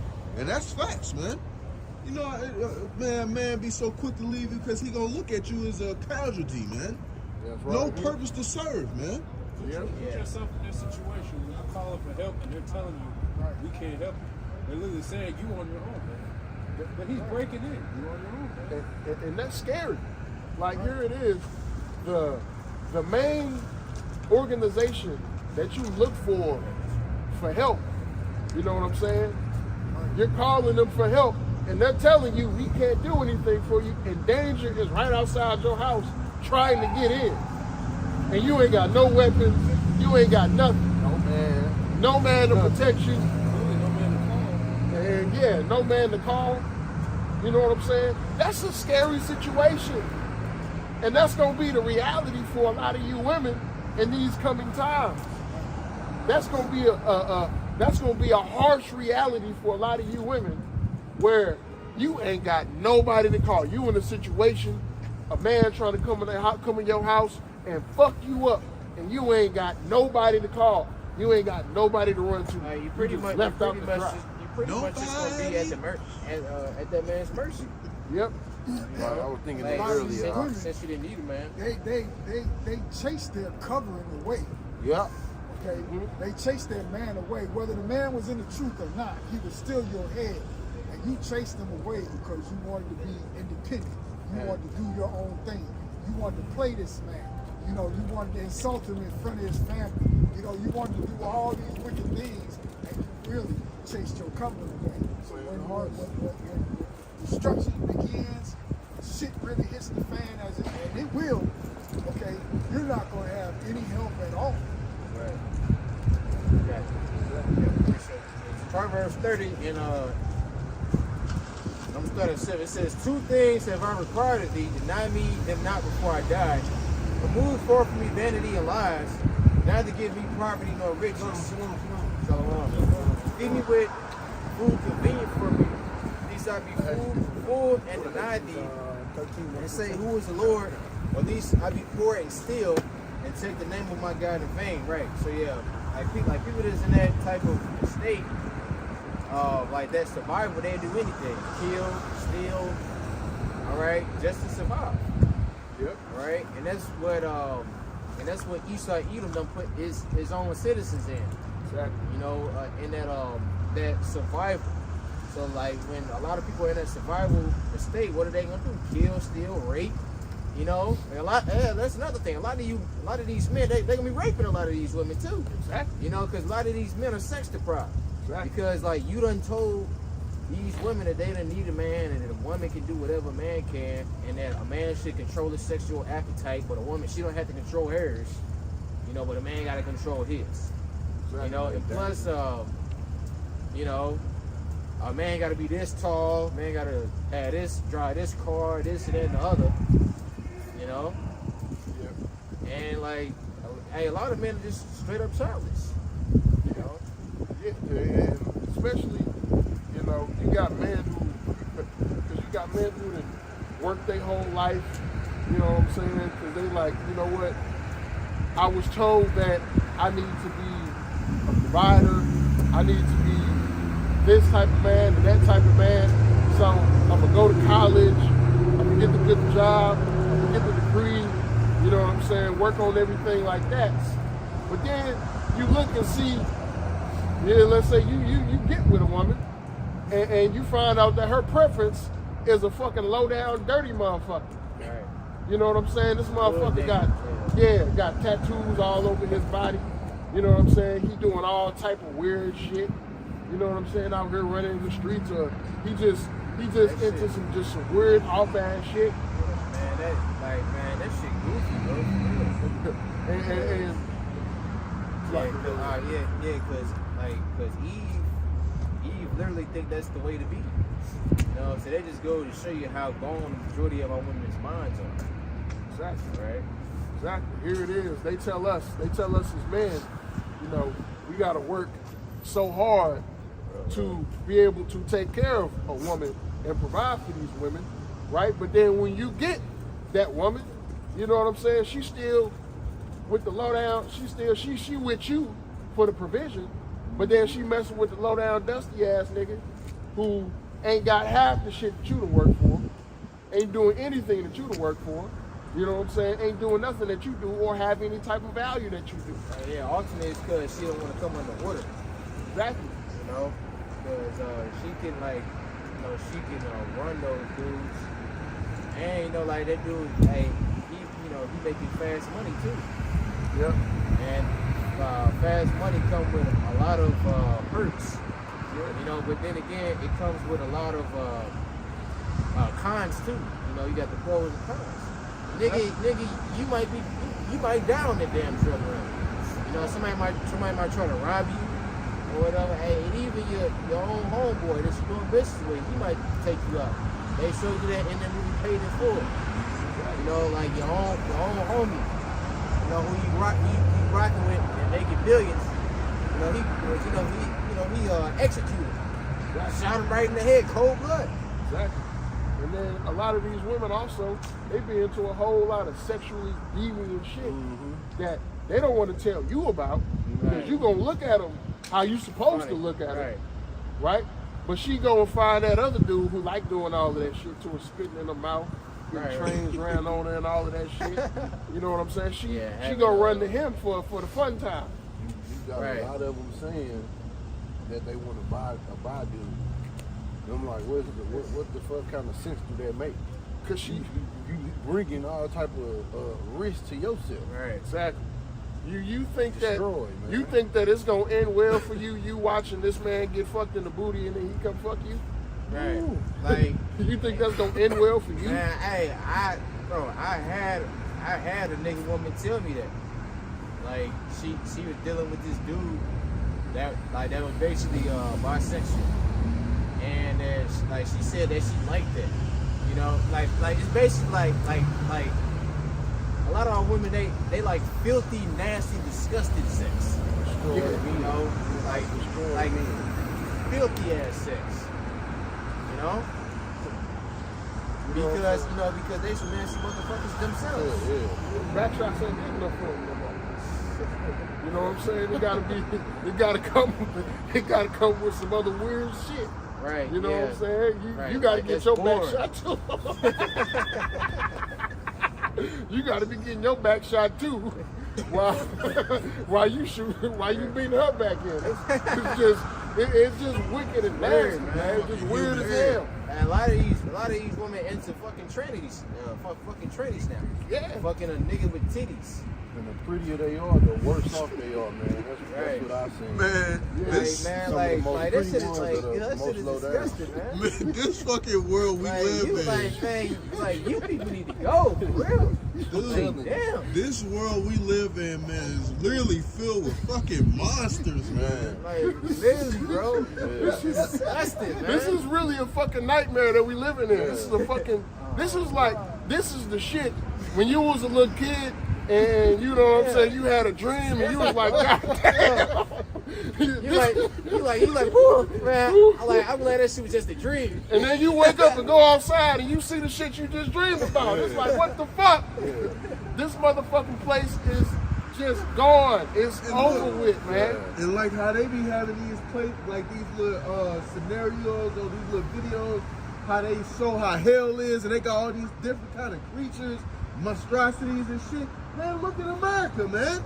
That's all that, man. So we are in hell, man. Imagine if we had spiritual glasses where we could see the spirits that are on these people. It will look just like that. What's that glass called? It's a certain type of glass. Man, that shit is right. It'll scare the shit out of you. For real. What? Glass that you see there. Yeah, I think, I did this one. I forgot the name. It's certain glass that they outlawed make it. Oh shit.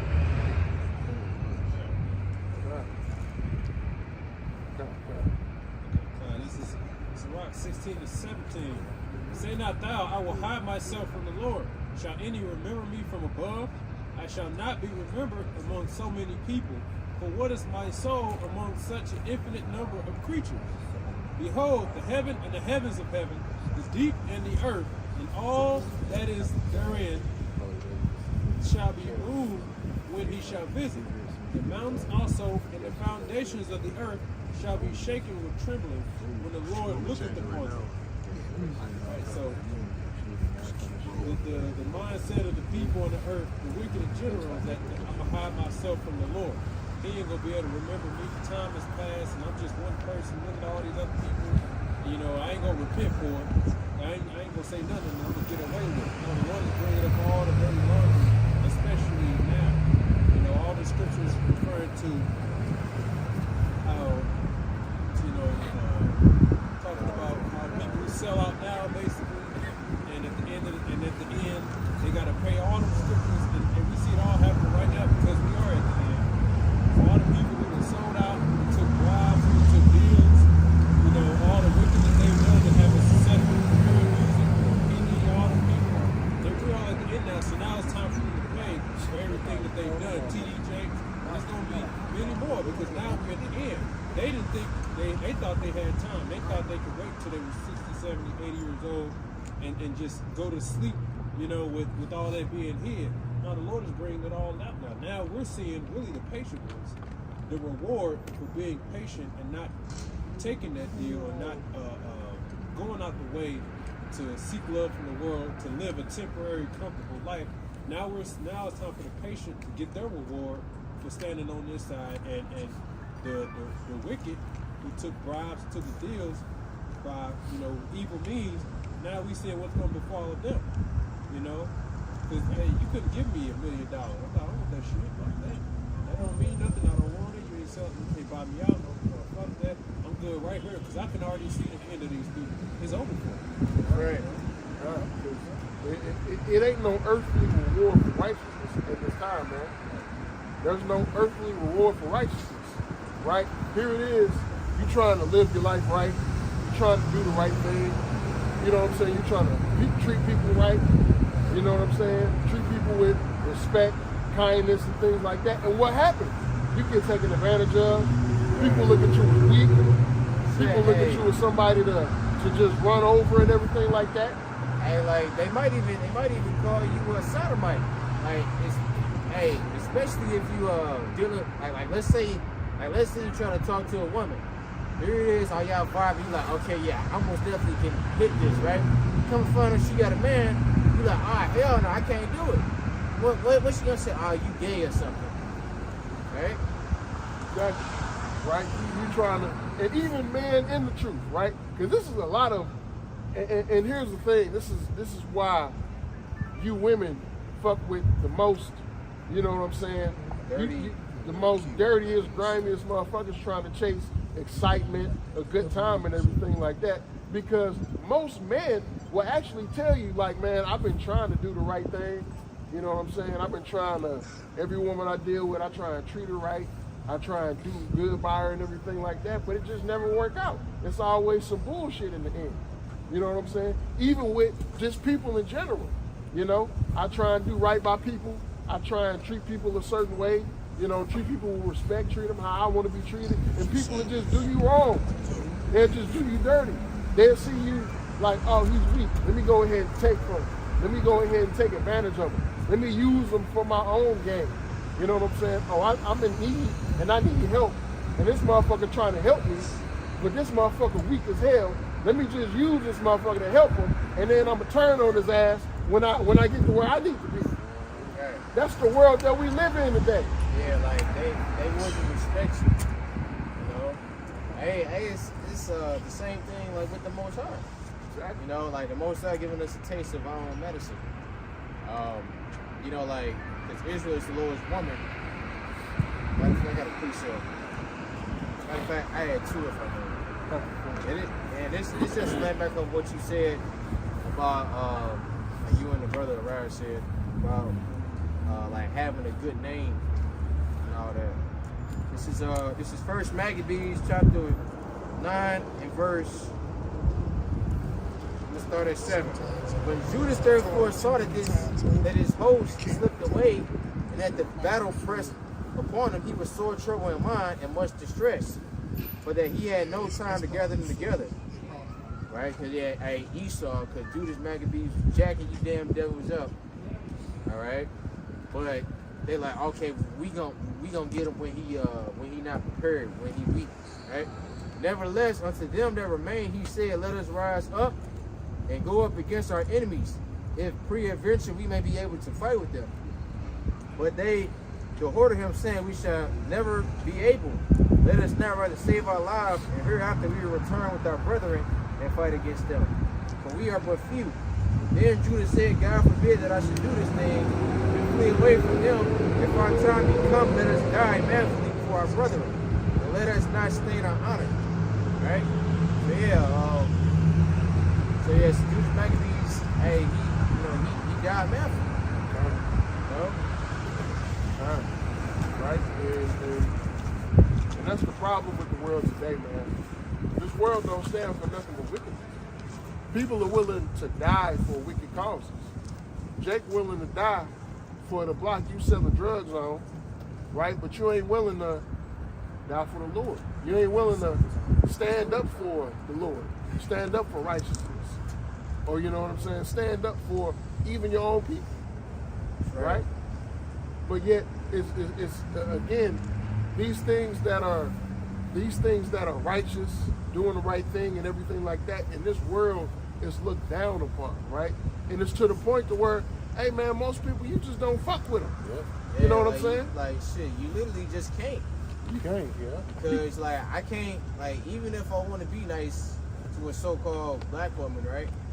Like the bitch just gonna do some shit like, well, like, yeah, I knew it. I gotta stay away from this bitch. You know, like she gonna either try to make you commit adultery. She gonna try to make you put your hands on her. You know, like get you out of character. Or she gonna demonize you and make you look bad in some form of fashion. Okay? Exactly. So it's like when it comes to these people, man, especially you Babylonians, you so-called Americans, man. Hey, man, most of y'all, we just can't fuck with you, man. No new friends, right? See, look, the world, they say that shit, but they get new friends all the time if you got some money, if you got some status, if you got some clout. You know what I'm saying? Everybody trying to be your friend. Hey, man, us in this truth. Hey, look, if you ain't rocking with Yahweh Ba'ashem Yahweh Shai, you know what I'm saying, with the exception of certain family members, maybe your woman, she not in your truth. Hey, man, stay the fuck away from us. Stay the fuck away from us because we know how you people operate, man. You people operate in wickedness. And you think the shit is cool. You think the shit is funny. We don't want to deal with you. It's like, you know, and you got Elder Apostle Tahar, he says, shit, I don't even want to talk to you 2/3 niggas. And you know, I was looking at that as like, damn, that's kind of cold. But shit, as you go on, you start to see why. You like, well, shit, these motherfuckers are stupid. They wicked down, you know what I'm saying? Looking for an opportunity to get you all Exactly. the time. Always looking for an opportunity or a window just to take advantage of you, man. And it's like, motherfucker, are you that goddamn low and dirty and just, you just ain't got no sense of morality that everybody that you run into, you gotta have some type of ulterior motive or agenda. You gotta have power over them. Yeah, you can't just be genuine with somebody. Yeah, like that's the thing. Like that's what modern dating is. You know, it's pretty much the other person trying to get one up on the other one. Exactly. You know, instead of just coming together and just, you know, like relating to one another or coming to an agreement. And that's one of the three things that the Lord's like. The Lord said, I love a man and a woman that agree together. Exactly. You know, and now the so-called black man and black woman, they can't agree on shit. On nothing. On nothing but fucking. That's all they can agree on. Getting in the bed after the feet. Right. $100 you trying to talk to me? Yeah, pay. If you got bitches that's asking to pay my damn light bill before we go on a date.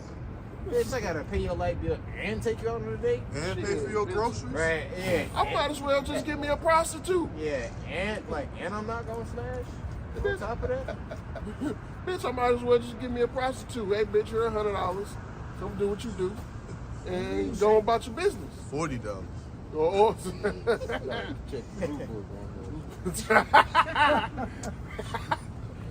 But you know what I'm saying? If that's the case, that's what this place is dwindled down to, man. That's what this place is dwindled down to, is that everything is a transaction. yeah. You know? Like which it is a transaction. You know, but you still have to have some type of like morale with it. You know what I'm saying? Like, yeah, like if you have a woman, like that's transactional. See, like you have to spend money, you know, for entertainment. Y'all go to movies and go out to eat or whatever. You know, you buy her some shoes or a dress or whatever, right? Okay. But now these women they want everything for nothing. They want you to spend all your damn hard-earned money while they literally do nothing. Exactly. Like why they just give you some used box that at least 25, 30, 40 men have been up there. And that's just what she's telling you. Exactly. You know? It's supposed to be a sense of substance and reciprocity when it comes to it. Yeah, everything is transactional when you think about it, but it should, for it to work, there has to be some reciprocation. Right. You know what I'm saying? There's some type of substance with it. If I may add, the woman's behavior is her payment, really. Her being in subjection to her man for him doing all these things for her. Exactly. But it's not that way these days. You know, they want to play the field, play the harlot, but be treated like wives. You don't get Like, it that this way. shit don't work that way. Hell no. You know, a bitch don't want to let you go through her phone. My phone is off limits. Oh, it's over with. Or like, I don't ask to go through your phone. Like, bitch, bye. But then shit go through your phone when you Right. sleep. Right, she had a phone and then put the phone up to your face, like while you sleep in bed. Your ass knocked out, I guess, in the bed. She put the phone up to your face, unlocked. Motherfucker, you wake up, your phone was on this side, now it's on this side. You like, what the fuck? settings to change in your shit. You're like, man, somebody been in my goddamn phone. What the hell? I had one, man. Judges 10:10. And the children of Israel brought it to the Lord, saying, we have sinned against thee, both because we have forsaken our God and also served Balaam.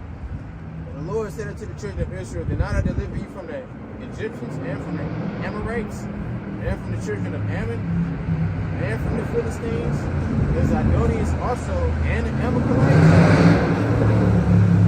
and the Maonites did oppress you. Ye cried unto me, and I will deliver you out of their hand. Yet ye have forsaken me and served other gods, wherefore I will deliver you no more. Go and cry unto the gods which ye have chosen, and let them deliver you in the time of your tribulation. And the children of Israel said unto the Lord, we have sinned. Do unto us whatsoever seemeth good unto thee. Deliver us only, we pray thee, this day. And they put away the strange gods from among them and served the Lord, and his soul was grieved for the misery of Israel. Right? So yeah, kind. So that's the Lord basically like pleading with him. Like here it is, like you asking me to help you, and when I did help you, you gonna go and serve those other guys anyway. You know? So like basically what the hell? Like make this make sense. Like here it is, you only choosing me when it's convenient for you. But then when you have your your fun, you have your cake and eat it too. Shit, I'm not nowhere, I'm not even in your thoughts at all. That's fake. Exactly. You know? Exactly. Then when something come up, when you need help, you know what I'm saying, now you want to call on the Lord. It's like all you know what I'm saying, all you 2/3 of Jakes, when all hell starts to break loose, right?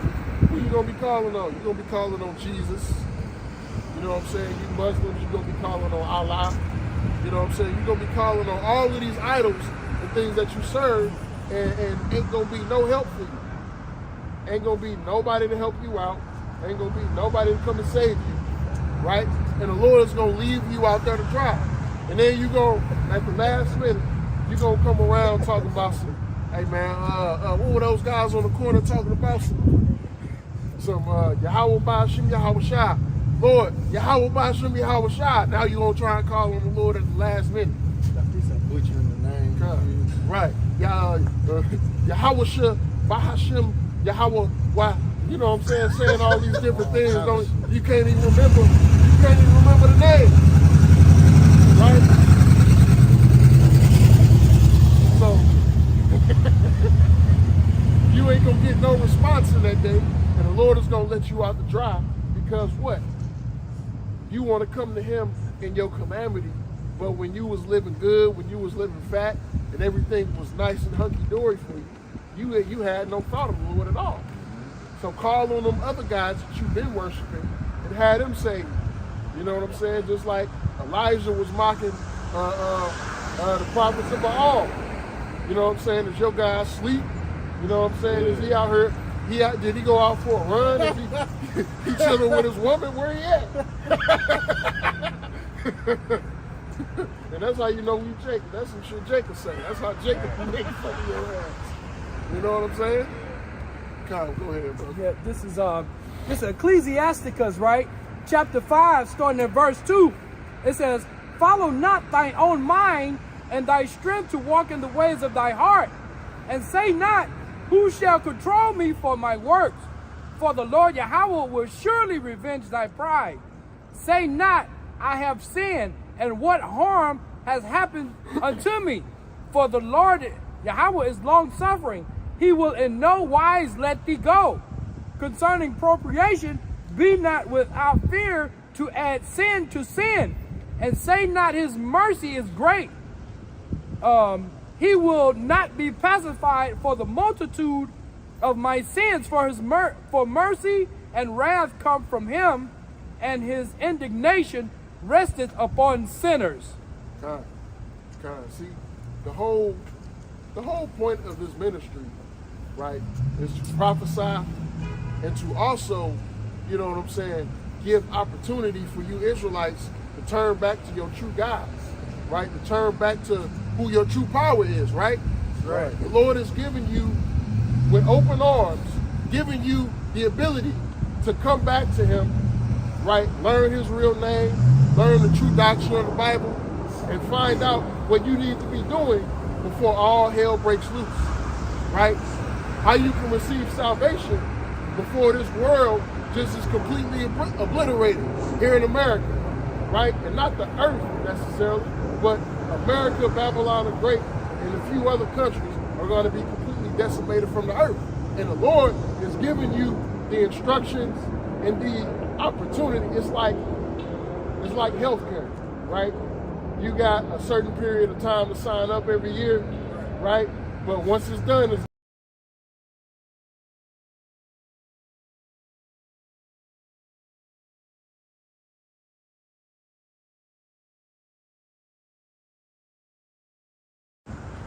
so it's just that's how this ministry is. It's like the healthcare system. You got a certain period of time to sign up and get in, and once it's done, it's done. You gotta wait. You know what I'm saying? But ain't no more. But after this, it ain't gonna be another opportunity. You're just gonna have to wait till you get reborn in the kingdom. Right. Right. This is the book of Proverbs, chapter 1 and verse 22.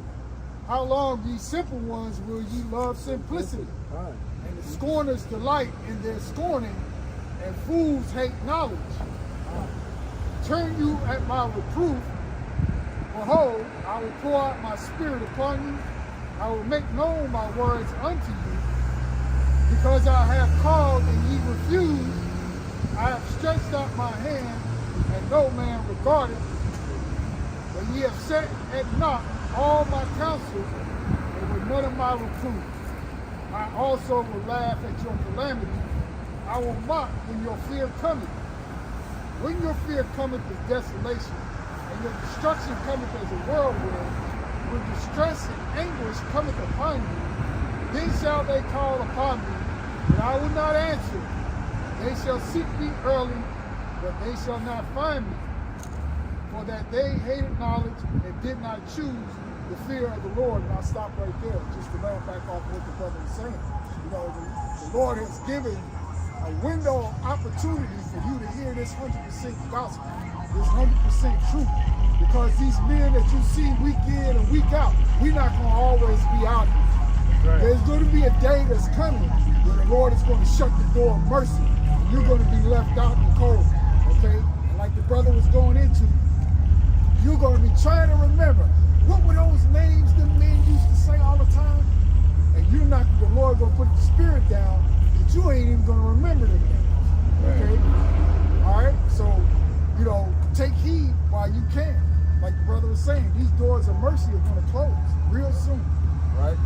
And things are just continually heating up and you know what I'm saying? Things are just continually turning up with all of the things that are happening all around the world, but just here in your everyday life.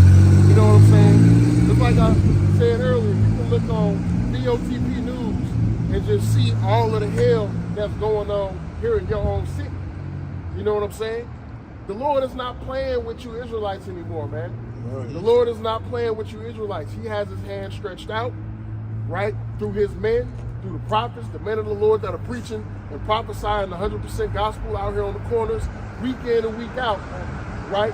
As it said, I will make my words known unto you, right? What are his words? These scriptures, right? But he's making these scriptures known through his men to break them down to you, to give you the understanding and let you know that these are the words of life, right? These are the words of eternal life.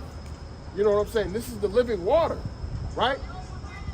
And the opportunity to get this living water is right now, not tomorrow, not next week, not next year, because you might not have that time, right? All hell might not break loose tomorrow, but you can die tomorrow.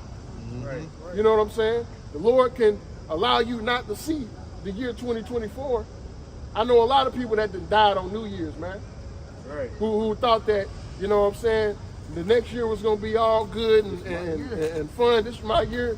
The next thing you know, you dead. Right. So, as the scriptures say, make no tarrying to turn to the Lord. You know what I'm saying? The time is now. It ain't no time to keep on waiting. You know what I'm saying? This truth is on sale right now. It's on sale. You can get it right now while it's hot. But once it's gone, right? And if I may add, man, hey, the Lord got us under this grace period, but that grace period is going to be over with, man. And you seeing a lot of Jakes are abusing their grace, man. Especially that damn Jake with that damn swine, man. You abusing your grace, man. And guess what, man? Everything you doing right now within this grace period, man, if it's wicked, man, you gonna get hell for that, man. A lot of y'all take the look, y'all really taking the grace period for advantage, man. You partying, living in sin. You enjoying living wickedly, man. That's why the scriptures say that the Lord is gonna come like a thief in the night. I do got a quick precept I made. This is Matthew 24 in verse 37. But as the days of Noah, where so shall also the coming of the Son of Man be. For as in days that were before the flood, they were eating and drinking, marrying and giving in marriage until the day that Noah entered into the ark, and knew not until the flood came and took them all away. So shall the coming of the Son of Man be. So, hey, man, just like back then in the days of Noah, man, people was living wickedly. They was having fun, not worried about the independent doom that's coming. Right now, we are preaching that independent doom and danger is coming, man. That's why the prophets are out here. What it means to prophesy? It means to say before, man. We're letting you people know that danger is on its way, man. And if you don't take heed, man, you going to be destroyed, man. No ifs and buts about it, man. You can't say nobody warned you. The Lord created the world wide web, man. It stretched forth across the four corners of the planet, man. Everybody heard the gospel, man. Exactly, right? Yeah. That's why, you know what I'm saying? So just since the days of Noah, just like the flood, man, everybody doing whatever the hell they was doing, having fun, kicking it, being cool, right? And they seeing Noah. They seeing Noah building this ark, putting this ark together, right? Probably walking by him like, what this nigga doing? This nigga got a whole bunch of wood. He building a big ass boat. Nigga, where you think you going? You think you finna sail somewhere? It's finna rain. Rain? It ain't never rained before, man. What is that? Rain? Water gonna fall from the sky? What you talking about? Like, man, it's water already in the grass. Right. It's already water on the grass. You got a lake or something, man. We already got water. What you talking about? And then the rain, then them first drops coming. What the fuck? This nigga Noah wouldn't lie. And then it was over at that point, you know, because the Lord shut the doors to the ark, and everybody else, they had no way they had no way to be saved in that time, and that's gonna be the same way in this time, right? Because this ministry, this word, this is the spiritual ark, right? This is a spiritual ark that's being built right now, right? And this time it's gonna be fire. It's not gonna be a flood, right? A fire via nuclear missiles, right? ICBMs, right? From all of these other nations that got beef with America, right? A lot of nations got smoke with America, and they want to get some get back for all of the things that America has done across the planet for years and years and years. You know what I'm saying? So a lot of nations, a lot of countries got a lot of hatred for you Americans, and eventually that hatred is going to build up to the point to where these government leaders in these other countries are going to press that button, and the nukes is going to go flying across at hypersonic speed, and ain't nothing you're going to be able to do about it. People going to be running crazy, and look, people are looking at us talking about some, man, there ain't going to never be no nuclear war. They wouldn't do that. You know, these crazy white motherfuckers, you know that's what the fuck they do. They do some crazy shit like that. The weapon that they created, right. That you think that they created all of these nukes not to use them? You think that Russia has nuclear missiles in mass production not to use them? That's like, what is this devil mass produced and not used for their own profit and benefit, man? You know what I'm saying? With the Model T Ford car, what did they try to do? They wanted to get rich off that for their own profit. Right. You know what I'm saying? And it's not like the sword, gun, modern day sword, gun, missile, whatever. Like the so-called white man got other ways to kill you. Hey, from what we just came out of, or really we got to go back into the second lockdown. Okay, he killed a lot of you people with what? The juice, the COVID-19 juice. All right, that's a weapon within itself. It's shaped just like a sword. Right. Yeah, that's right. And it's come to find out that whole thing was man-made. Because China basically coming out with evidence about these sicknesses is man-made. You know, it got pneumonia. It had HIV. You know, like the HIV virus, like which basically attacks your immune system. Okay, human immunodeficiency virus. That's a virus that literally attacks your white blood cells. Your white blood cells is what your body uses to get rid of sickness. You know, to fight foreign objects. Like those, pretty much the soldiers of your body. All right. You had a question, bro? No, I'm just listening.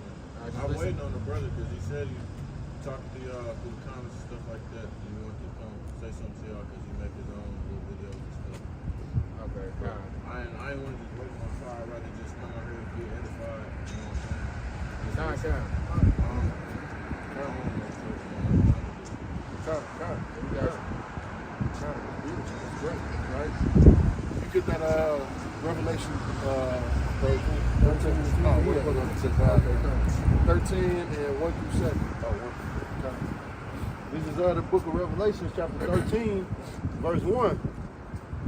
And I stood upon the sand of the sea and saw a beast rise up out of the sea, having 7 heads and 10 horns, and upon his horns 10 crowns, and upon his head the name of blasphemy. And the beast which I saw was like unto a leopard, and his feet were as the feet of a bear, and his mouth as the mouth of a lion.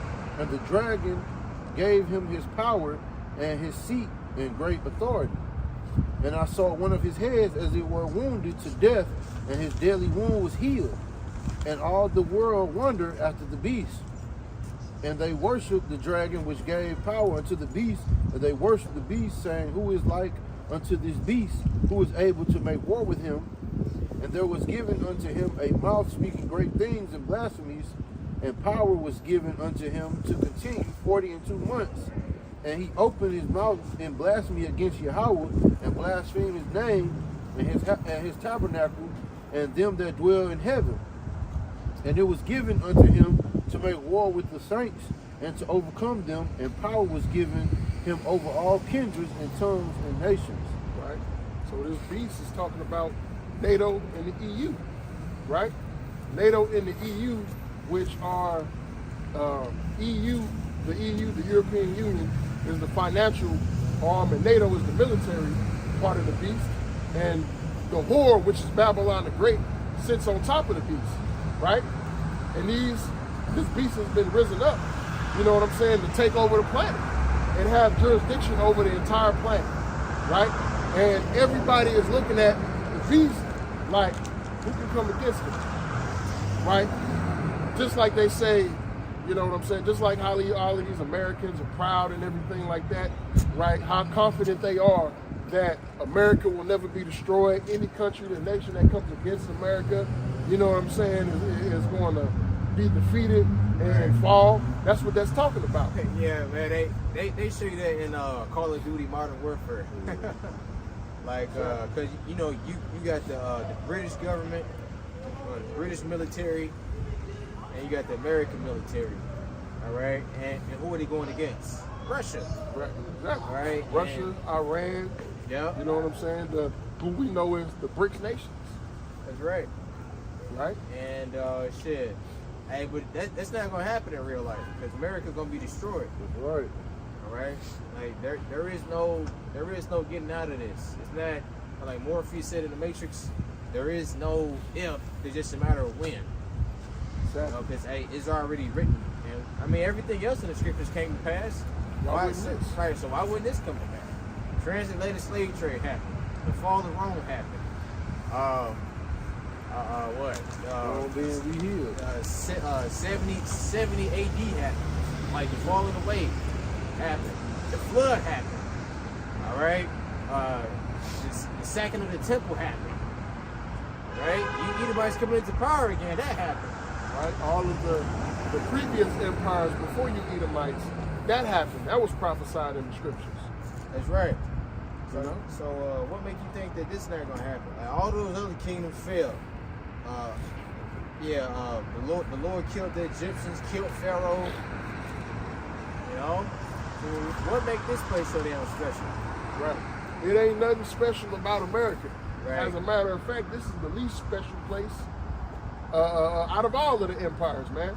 Right? Because this is America is just a mix of all of these empires put together.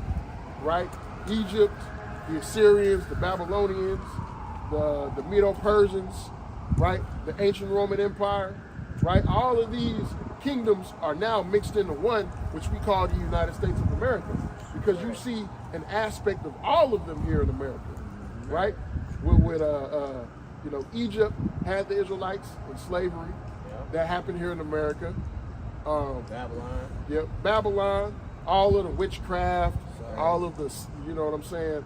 Yeah, the sodomy, all of the things that was going on in ancient Babylon. We see that here today. You got Greece, Shushan the palace. You know, you got how many niggas that you see walk through that wear fucking dreads? All right, and Shiva justice that go back to an East Indian guy, Shiva. Okay, that's the guy that they worship in Iraq. The sports games and shit. These modern day coliseums. Right. Right. Gyms. That was a Greek custom. You know what I'm saying? So all of these things that we saw in the ancient world are just brought back here today. For example, look at your courthouses. You know what I'm saying? Or look at these, old school type buildings and everything with the columns and the pillars and everything like that. Right? Exactly. Yeah, that's all Roman architecture. Right? All over there. And before that, you can go back to the Edomites where they used to live. That same architecture was there. Right, Mount Seir. Right? Yeah, right. Petra. With that, they had that exact same architecture. So that also, and then the same people who ruled the Greek and the Roman Empire in the ancient times are the same people who are ruling now. Right. Right? Which is how we know that you so-called white people are Esau Edom, because one is written in the scriptures, and two, we can see it all over wherever we look. Right. You know? Wherever we look today, we can see it. Kind of, go ahead, brother. This is 1 Maccabees chapter 8, start at verse 1. It says, "Now Jews had heard the fame of the Romans, that they were mighty and valiant men, and such as would lovingly accept all that joined themselves unto them, and make a league of an amenity with all that came unto them." This is when the Romans started coming about. Jump down to verse 14. It says, "Yet for all this, none of them wore a crown, or was clothed in purple to be magnified thereby. Moreover, how they had made for themselves a senate house, wherein 320 men sat in council daily, consulting always for the people, to the end that they might be well ordered, and that they committed their government to one man every year, who ruled over all their country, and that all were obedient to that one, and that there was neither envy nor emulation amongst them." So that was the beginning of the Roman Empire. Scripture tell you that they had a senate house. That's why you have senate houses today. You had all these men in there in council that daily was going to be best for the people. And they set up one man to rule them every year, which is no different from a president or, they have a, what do you call it, term, the number of years you can serve. In several positions, you can only serve for so long. That's why they have mayors elections about every year. I think a mayor had an election. I want to say it's every 3 years. 3 or 4 years. presence every 4 years, and they got other positions. It's all the same. So everything is dictated back off Rome. Right. That was first Maccabees 8. Exactly. Yeah. So you see all of these things that were happening back then that are happening now in the scriptures. And the scriptures talk about this, man. So there's no way that we can say that, oh man, all of that Bible, that's just a fairy tale, man. It's just a figment of your imagination. The white man wrote that. You know what I'm saying? These are the fables in there. Well, you obviously have never read it before. Right. And you obviously have never read it, you know what I'm saying, and have actually gotten a true understanding of it. If you do read the Bible, a lot of you takes read the Bible going into it with that Christian ideology in your mind, with that white Jesus. You know what I'm saying? With that white Jesus in your mind, and thinking that this is talking about white people, Amalek. You know what I'm saying? Or thinking that it's talking about, or if you one of these so-called black consciousness people, you looking at it like, oh, well, this is just all metaphors and allegories and everything like that, man. Little do you know, all of these things actually happen. Right. Right? All of these things actually played out on the earth. Yeah, like they actually found some of Pharaoh's chariots at the bottom of the right, Red at Sea, the bottom of the Red Sea, man. What are you talking about? Like they even had Mount Sinai, like the top of it is burnt. Yeah, they got it broke. They got it blocked off now. Yeah. Yeah. We did a brother show recently about how they found that when Jake is made a goat. Oh yeah, kind. And the two rocks. Was it Horeb? Yeah. The Mount Horeb, yeah. And how there's something else to go. Little idols, I think, and carvings. And you see that you can see water and something. I forgot how it's. I think they found an altar and one of the spots, and then they found the rock was split. Right. And then they got basically back then when the Lord had stopped the sun for a whole day, they even got recorded documents that the sun stopped moving for a whole day. Basically, man. They got they found the sulfur from Sodom and Gomorrah. But Lot's wife. Yeah. Lot's wife still over there. You know, didn't we talk about Noah's Ark? He said shalom. Noah's Ark. They found, Right. They basically found that. You know, I forgot. I think It basically it basically like calcified because like and then like grass grew over it and all that. and it got the whole outline, you know, built. You know? Right, and it's how big was the ark? I think it was 300 cubits. Yeah, it was 300 cubits long, 50 cubits, 50 cubits width. Probably didn't look it up. Yeah, and then they had took like an X-ray of the ground that the ark was on, and you could see the shape of it going to a perfect boat, man. So just going to let you know, man, like the Bible is true, man. All the events that happen, man. And soon to be revealed, up to the Lord will be the Ark of the Covenant. ark. Yep. Because that's still that's up to the Lord. When He gonna reveal that. So this, man, Bible. And you know, like the brother said, a lot of you people just think like the four beasts were actual beasts. You know what I'm saying? But as knowledge progresses in the teachers, they even got it in the Bible. I think we talked about how they actually say like, yeah, the fourth beast is the Roman Empire. You see? And even when you go to the book of Revelation, it tells you that the mountains that that was for the heads were nations of people. And Right. power structures. And those power structures are here today. And Egypt, spiritually known as Egypt, spiritually known as Sodom and Gomorrah, Babylon the Great, all that's talking about America because when you read the scripture about the feathers, okay, the eagle and the feathers, when Rome fell, time still went on. So obviously, you know, the scripture tell you that when the Lord smote the feet, okay, that then He came. Well, if the Roman Empire fell, you know, over 1,500 some years ago, why are we still here? It's because it's talking about this Roman Empire, which embodies Egypt, Babylon, Greece, like you said, Greece, Persia, all in one. You know. Okay, I got it. This is Genesis 6 and 15. Matter of fact, I start at 13. And Yahweh said unto Noah, the end of all flesh is come before me, for the earth is filled with violence, and through them, and behold, I will destroy them with the earth. Make thee an ark of gopher wood, rooms shall thou make in an ark, and shall thou pitch it within and without with pitch. And this is the fashion which thou shalt make of it. The length of the ark shall be 300 cubits, so I had that right. Breadth of it 50 cubits, yep. And the height of it 30 cubits. Right? So, yeah. Like, all of this was real. All of this is a true living book, man. You can read the book and you can see the events, the world events that have happened in the Bible. You know what I'm saying? So this is a true book. This ain't no fairy tale. This ain't no, you know what I'm saying? No novel or nothing like that, right? This book is to be taken seriously. You know what I'm saying? It's to be taken seriously, right?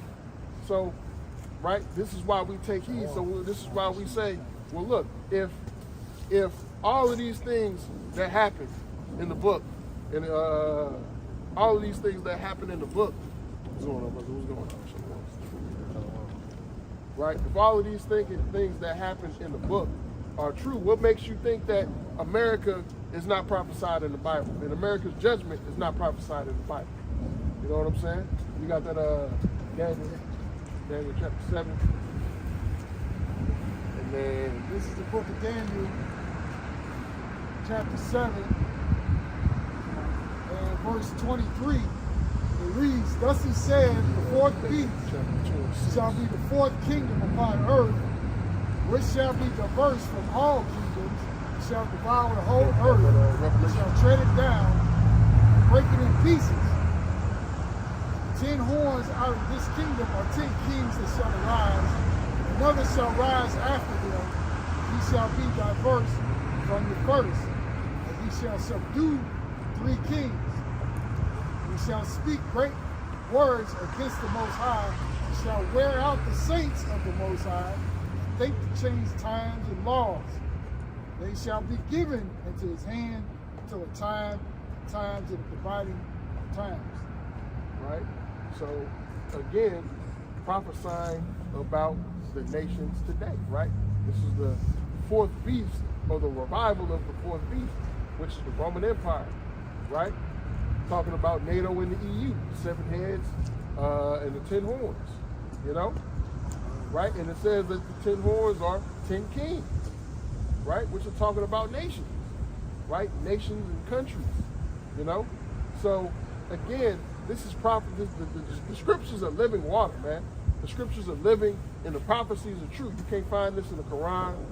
You can't find this. I already started to shoot. You can't find this in the book of Mormon. You can't find this with the, you know what I'm saying, the Buddhism and all of that stuff, man. Right? You can't find these in these other. You can't find these prophecies in these other writings about these idols, man. These idols are not going to tell you what's going to happen to America and Babylon the Great. They're not going to tell you about that, man. Right? Let me get that back in 2 and 6. This is the book of Habakkuk, chapter 2, and verse 6. Shall not all these take up a proverb against him, and a taunting proverb against him, and say, woe to him that increaseth that which is not his, how long, and to him that ladeth himself with thick clay. Right? So it says, woe to him that increaseth that which is not his. Who is the one who's been conquering, going around the earth, conquering and taking over all of the nations, all of the lands, putting his military bases in there, you know what I'm saying, overthrowing their governments, putting their puppeteers, their puppet government leaders as heads over these countries? Esau, Edom, the so-called white man, right? And mainly what country? Because it says, ladeth himself with thick clay. It's talking about America, Babylon the Great, because that word clay is going into debt, right? And America is $23 trillion in debt, right? 23 going on $24 trillion in debt, right? So this is talking about Babylon the Great, Yeah, because America builds a society based off of credit and interest. Yep.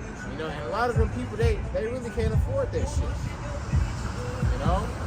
Like, here it is, you trying to make people pay shit, and how they gonna pay it back? You making shit too damage? They pay their own damn. Right. Exactly. You know what I'm saying? Like you want to go get, here it is. You want to go get a car, and let's say you don't have good credit. This motherfucker give you an interest rate so high, and it'll approve you for it just because you got bad credit. You know what I'm saying? You get a 25% APR because your credit ain't that good, and you just want to get a vehicle so you can drive. Under other conditions, you'll be able to pay it back. You can get a little interest, you'll get your money back and everything like that. But this devil's so damn wicked, it's like, all right, well look, instead of us trying to help you improve your credit, motherfucker, we just gonna charge you out the ass. We just gonna get more money and get you in more debt. You know what I'm saying? Your great kids gonna be paying this shit up. Exactly. You know what I'm saying? That's why Jake died and leave a bill instead of a will. You know what I'm saying? Jake got all these debts, especially you know what I'm saying? You Israelites, you so-called blacks, Hispanics, and Native Americans, you get put into so much debt, right, that you can't get out of. Right? That's why the scriptures say, and if you gain riches, you gain it to put it in the bag with holes. Shit. Man, I'm thinking, this morning, man, I'm like, all right, man, I'm working, you know what I'm saying, doing Uber, trying to save up my money and everything like that. I left my money in my checking account, motherfucking Jim, and took $200 out my shit. I'm like, man, what the hell? I'm like, it's some bullshit.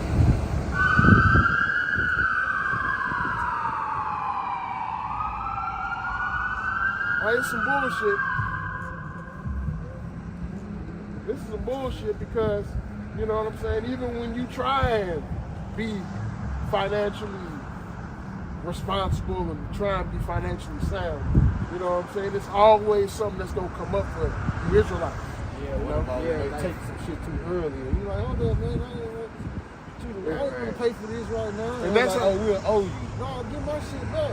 And then that's how I was. I was like, man, I'm gonna pay my gym fee, but goddamn, man, like, at least notify me first before you take it out my account. So I'm gonna take it out myself. You know what I'm saying? I'm gonna give you the money when I'm ready to get it. Like, you pretty much giving these financial institutions or these gyms or whatever you paying to leeway to go into your pocket. Exactly. You know, like that's why the so-called white man want to make everything digital. You know, so they can just go into your pocket and just get it out of there whenever they want to. Exactly. That's what I'm thinking. Like, cause I don't know. I don't never leave money in my checking account for that reason.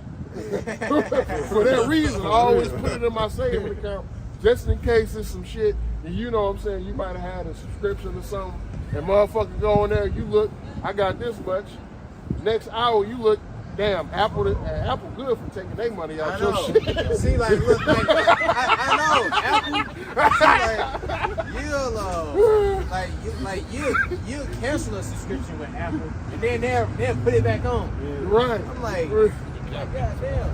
It's like, bro, you got a subscription on Apple. It's like this motherfucker know when you put some money in your account. It's like, all right, I put some money in my account. Notifications. Subscriptions. What the fuck, nigga? I just canceled this shit. I just put it in there. It's like, bro, that's when you give them your debit card and everything like that. It's literally like you said. It's freedom for them to go in your pockets, and they don't tell you. Mm-hmm. And it's more like it's a don't mind if I do type deal, man. And you know they don't send you no notification. The only thing you see is money going out of your damn checking account, man. And here's another thing too. Because I used to be in the software and everything like that. With these payment processors and stuff like that, they got code to where you can actually send a request just to see if you got money in your account. That's why when like you try and sign up for something and everything where it says it's free, you don't have to pay anything. But then when you try and do it, they be like, nah, you got to have some money in your account. You know what I'm saying? Because they send something out where it says, all right, check to see if you got some money in his account. Okay, he got some money in his account. All right, he good, which go. That's what these damn companies do.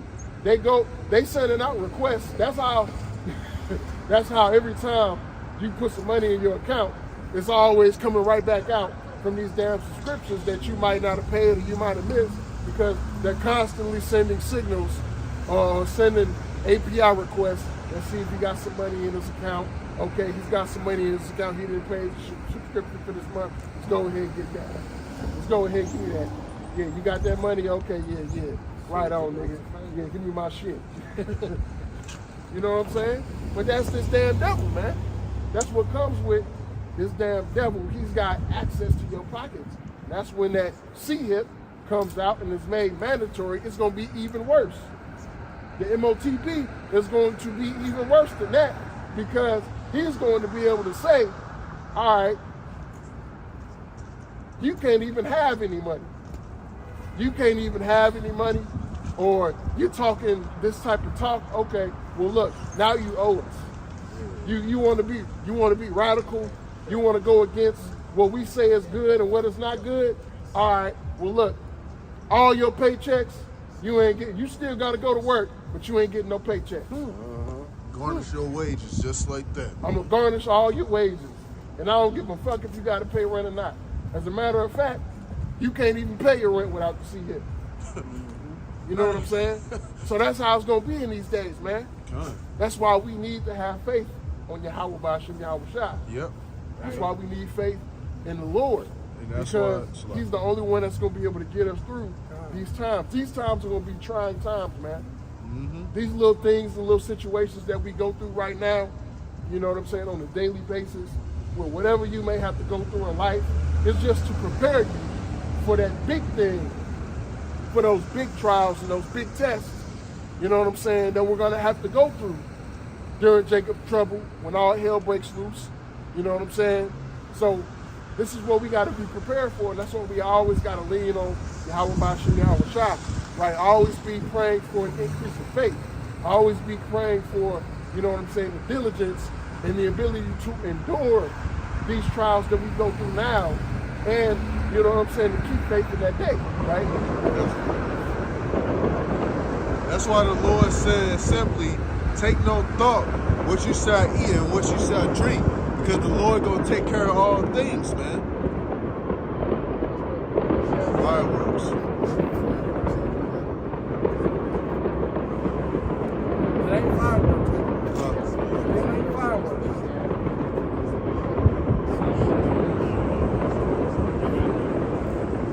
Because, like you said, we're basically going into this with nothing really tangible. All we're going to have really is the armor of the Lord. That's all we're going to have. You know, this is Ephesians 6 and 13. Wherefore, take unto you the whole armor of Yahweh, that ye may be able to withstand in the evil day, and having done all to stand. Stand therefore, having your loins girt about with truth, and having on the breastplate of righteousness, and your feet shod with the preparation of the gospel of peace. Above all, taking the shield of faith, wherein ye shall be able to quench all the fiery darts of the wicked, and take the helmet of salvation, and the sword of the Spirit, which is the word of Yahweh.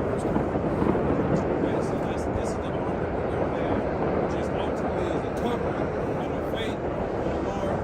Right? And he said, I like that when he says shield of faith, because that's really your defense against the time to come. That's your mental stability in the evil times to come. Whereas other people are going to be concerned about what's tomorrow going to look like, what's next week going to look like. You're going to have that faith to know to say, look, I believe that Yahweh Shem is going to make a way for me. I don't know how it's going to come, you know, but that's really where the Lord shines best, you know, where you have no idea how the blessing's going to come, and he just comes in and he shows you how he's going to deliver you, or how he's going to take care of you, all so he can, you know, get that glory.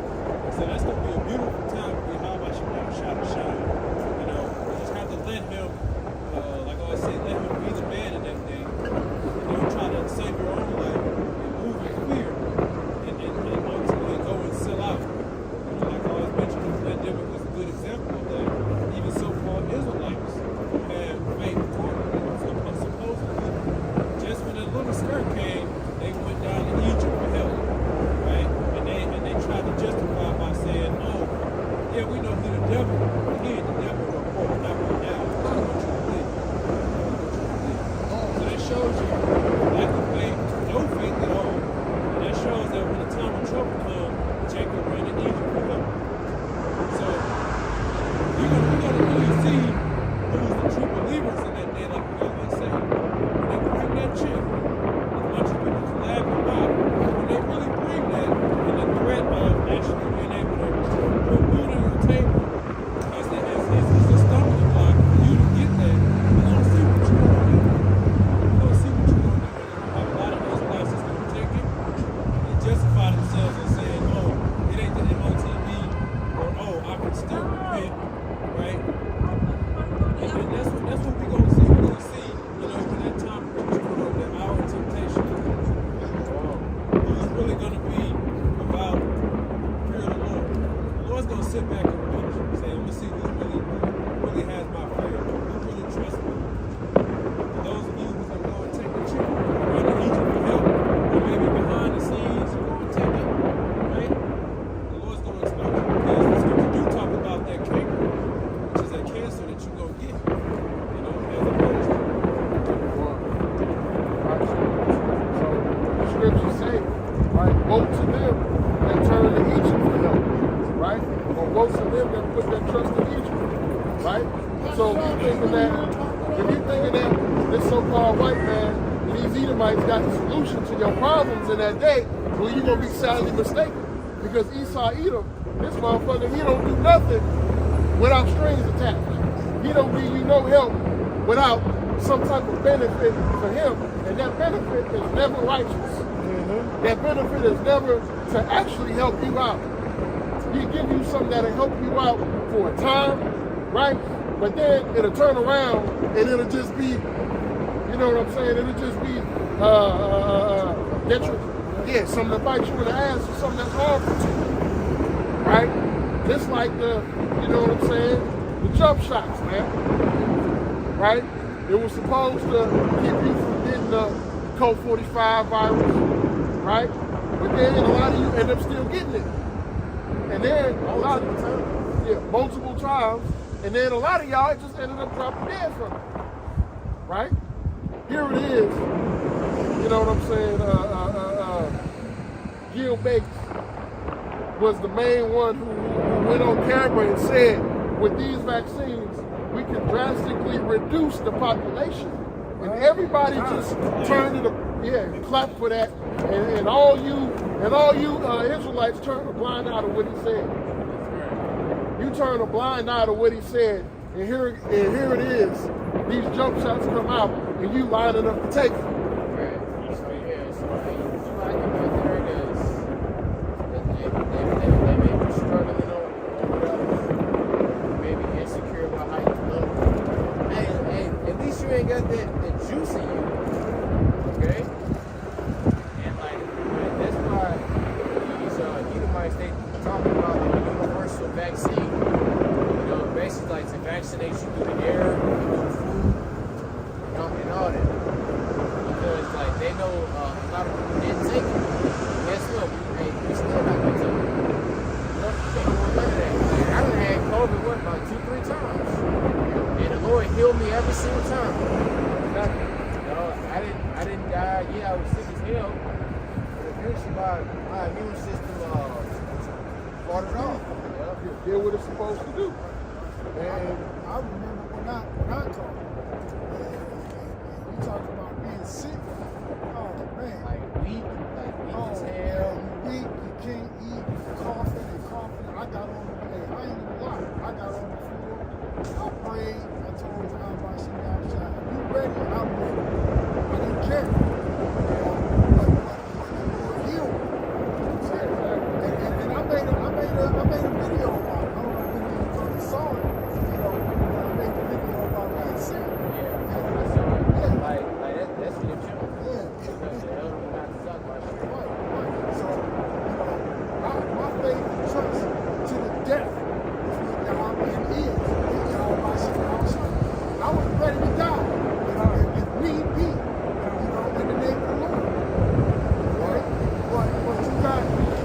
people out here, like the brother was saying, you know, you put faith in Egypt, and you put faith in these witch doctors. You put faith in these witch doctors, man. You know, for all you soft-ass Christians out there, you know, your Christian pastor turned his fucking parking lot of the church into a fucking jump shot center. And told you all, oh, you'll be all right, just come on in and let them shoot you with this thing. You know? Hey, man, you know, that showed a lack of faith on your part. Okay? And then question, what did he get for opening it for, you know, what he get on the back end? You know, because it was for money. That's what they all do these things for. That's why they show up to church. That's why they, you know, pander to the women. That's why they teach the stupid ass doctrines that they teach, man. It's for the money. Yep. And all of these damn Christian pastors are being exposed for who they truly are. Right. Look at your boy TD Jakes. You know what I'm saying? The power bottle. You know what I'm saying? He being exposed for who he truly is. And a lot of you put your trust in this man, thinking that this man was leading you in the right direction, but then you look at his life, he hanging out with Diddy. Yeah. He hanging out with Diddy, and Diddy ain't never been to his church. He partying with Diddy. Man. Well, yeah, well, he partying with Diddy. Nigga You know what I'm talking saying? about some part, you know, quote unquote party. Right. You having a Diddy party. Yeah. You know what I'm saying? And that nigga Diddy is wicked as hell, man. That nigga Diddy. That boy is wicked. That boy is wicked and gruesome, man. See how he trying to change the name to love when you thought he was gonna go down and shit. We need to come together and we need to stick together. Nigga, you been with Esau for how many years? Right. Gatekeeping for him. Exactly. Turning motherfuckers out. Now you want to be love and stick together. Yeah, shit, man. Diddy is sodomite. He a murderer. He a witch. Warlock. Shit, like most likely he drink blood. So I mean, so come on now, man. Hey Diddy, you are a 2/3, bro. I can humbly say you are a 2/3. A super 2/3. You know, like you are like TD Jakes, your fat ass a 2/3. You know, Peripheral Dollar, you a 2/3. All y'all, like majority of all you entertainers are 2/3. The elected 2/3. Right? Yeah, I don't care if you could dunk from the free throw line or whatever. You know, like here it is. Like I said earlier, I think LeBron James took the juice, right? You know what Sons did? Yeah. He one of them kids too. So yeah, LeBron James took it. You know, nigga had on that big ass, flower-looking ass pink dress. Yeah. Right. So yeah, I mean, come on now, like this is why they talk about you, LeBron, because you a bitch. Exactly. You know? Kobe would have never did that shit. Kobe would have never put a dress on, man. Right. Cause like he's so hell bent on winning and trying to, you know, like basically trying to seek love. You know, it's basically a detrimental effect to the player. You know, because like the more you try to seek love, the worse people dislike you because they don't respect you. Exactly. That's like going back to you nigga with me. You know what I'm saying? You bad witches. The more you try and kiss Esau's ass, the less respect he has for you. Because he's looking at you like you willing to sell out your own people for my piece of shit ass. Hey, I ain't shit. And you willing to sell out your own people for me? Oh yeah, all right, bitch, get this slave play going. You know what I'm saying? Let me stick a 2x4 up your ass. Tie you up, Right. beat you. Right. Yeah, let me ghetto gag you. Right. Do Let it all. me urinate in your mouth. Because hey, a lot of these these Edomites got some sick fetishes, bro. You know, even that sexual deviant R. Kelly was into peeing on women. Like how the hell do you get off on shit like that? That is nothing should turn you on about urinating on a woman. Right, or shit. Or yeah, doing that. Or shitting on her or something like that. Or having her shit on you. People into that. Right. Bitch be like, yeah. That shit nasty as fuck, man. Oh yeah, like did you hear that OnlyFans model? I think so. Where she was talking about, yeah, some dude wanted her to shit on him. Yeah, shit in his mouth. Oh, Like, man. matter of fact, she said that her husband allowed her to shit in his mouth. Yeah, which is disgusting. Yeah, Wow. and that dude Kevin Gates, like that nigga into drinking pee. You saw that picture I sent in the chat earlier. He said he'll lift up some nigga legs, man. Finesse 2 times. Yeah, bro. That shit. That nigga said, ask that nigga, do he love him and shit on the little FaceTime thing. Like, man, these niggas. You people are fucking disgusting, man. Like just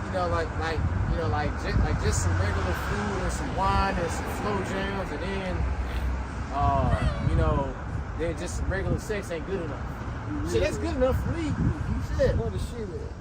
Hey. These motherfuckers don't see how crazy that is, man. Like, motherfucker, we need some turds in this shit. Hey, put that shit in the ice tray and freeze it up. Yeah, it's gonna be this gonna be super sexy. Fuck out of here, man. Ooh, I can't wait to put them shitty ice cubes in your ass. This section would be the shit. But don't you think don't you see how damn sick that is? Like, the shit is a waste, man. It's all type of bacteria, you know what I'm saying, what could be diseases up in that motherfucker, and you want it in your mouth. Plus, not only that, like the food already defiled anyway. Exactly. So now you getting a lot of chemicals and shit from that. All them goddamn chemicals, that GMO shit coming out your ass, Man, you can get staph infection from that shit. Oh, God. Yeah. Motherfuckers get staph infections from laying on the dirty floor or some shit. Right. What you think you finna get for putting waste back in your body? Putting this Right. in your body, man. Somebody else waste in there. and don't let it be one of these bitches with these horrible foreign diets, man.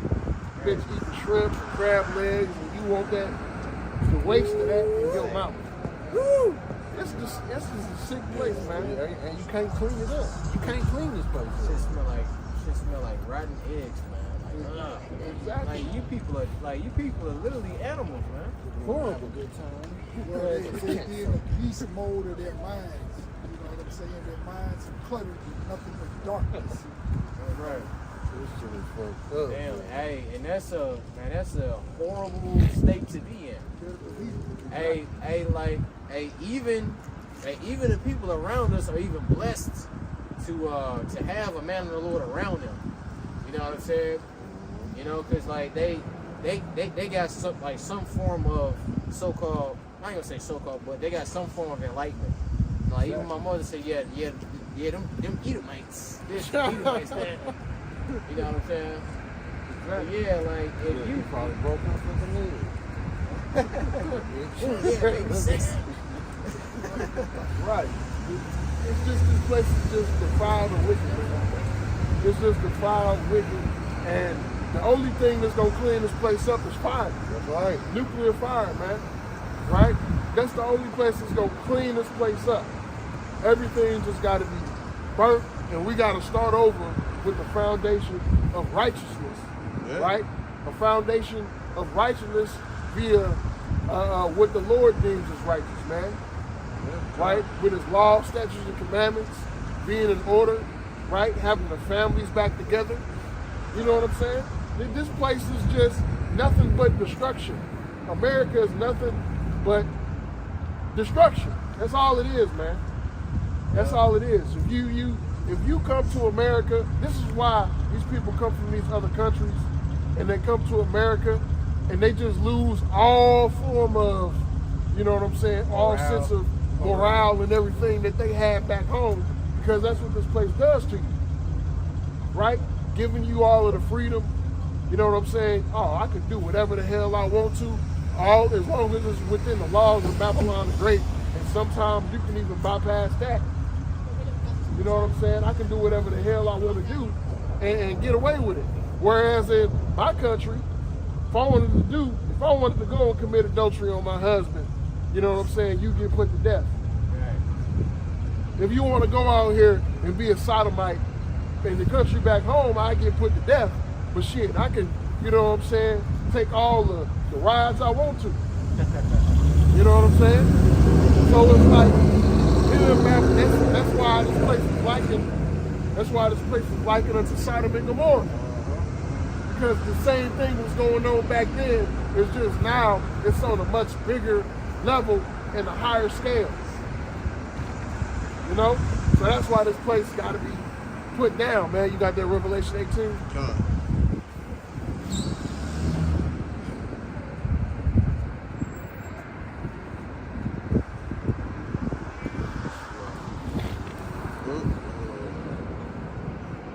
This is Revelation chapter 18 and 12. The merchandise of gold and silver and precious stones and of pearls and fine linen and purple silk and scarlet and all thine wood and all manner of vessels of ivory and all manner of vessels of most precious wood and brass and iron and marble and cinnamon and odors and ointments and frankincense and wine and oil, fine flour, wheat and beasts and sheep and horses and chariots and slaves and souls of men.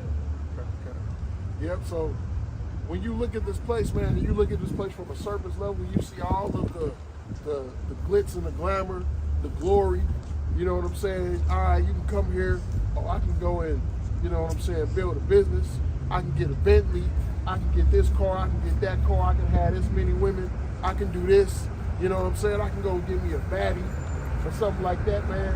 I can I can scam all I want to. I can do all of this stuff, man. Right? But what is this place, man? This place is wicked, right? You got the Revelation. You got the 17. Now go ahead and get that.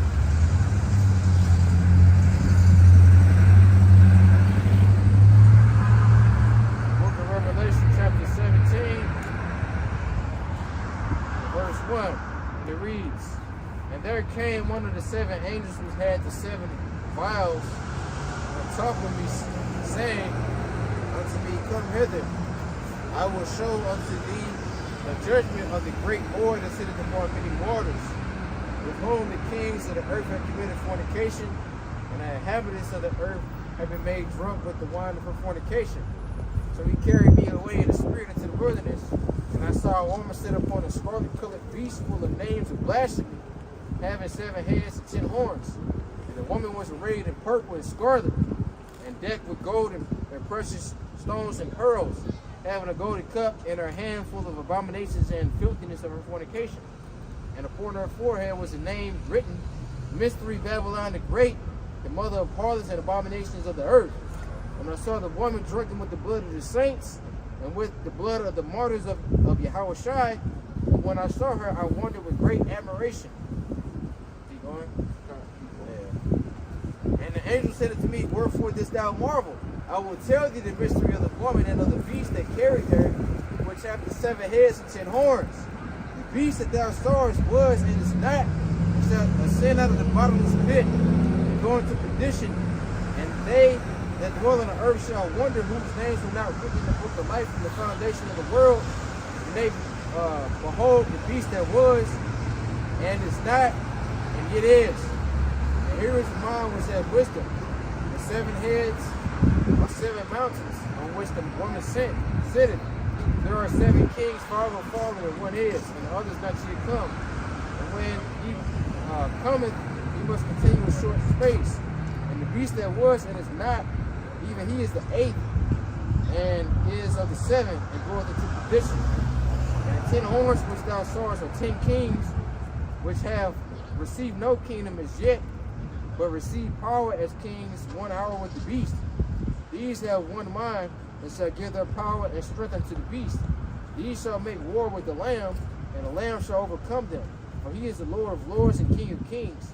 And they that are with him are called, and chosen, and faithful. And he said unto me, The waters which thou sawest, where the whore sitteth, are peoples, and multitude of nations and tongues. And the 10 horns which thou sawest upon the beast, these shall hate the whore, and shall make her desolate and naked, and shall eat her flesh and burn her with fire.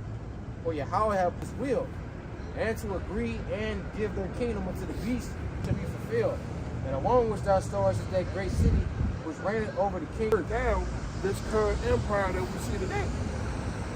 Right? This current empire with the native, with America, as the to where these other countries are doing the bidding of America, right? They're taking on the philosophies of America. They're taking on all of these things that America has set forth for them, right? And they see how detrimental it is to their countries. Their women are out of order. You know what I'm saying? You got a lot of financial things going on in these countries. A lot of uprisings and stuff have been going on in these countries like France and England and stuff like that, right? So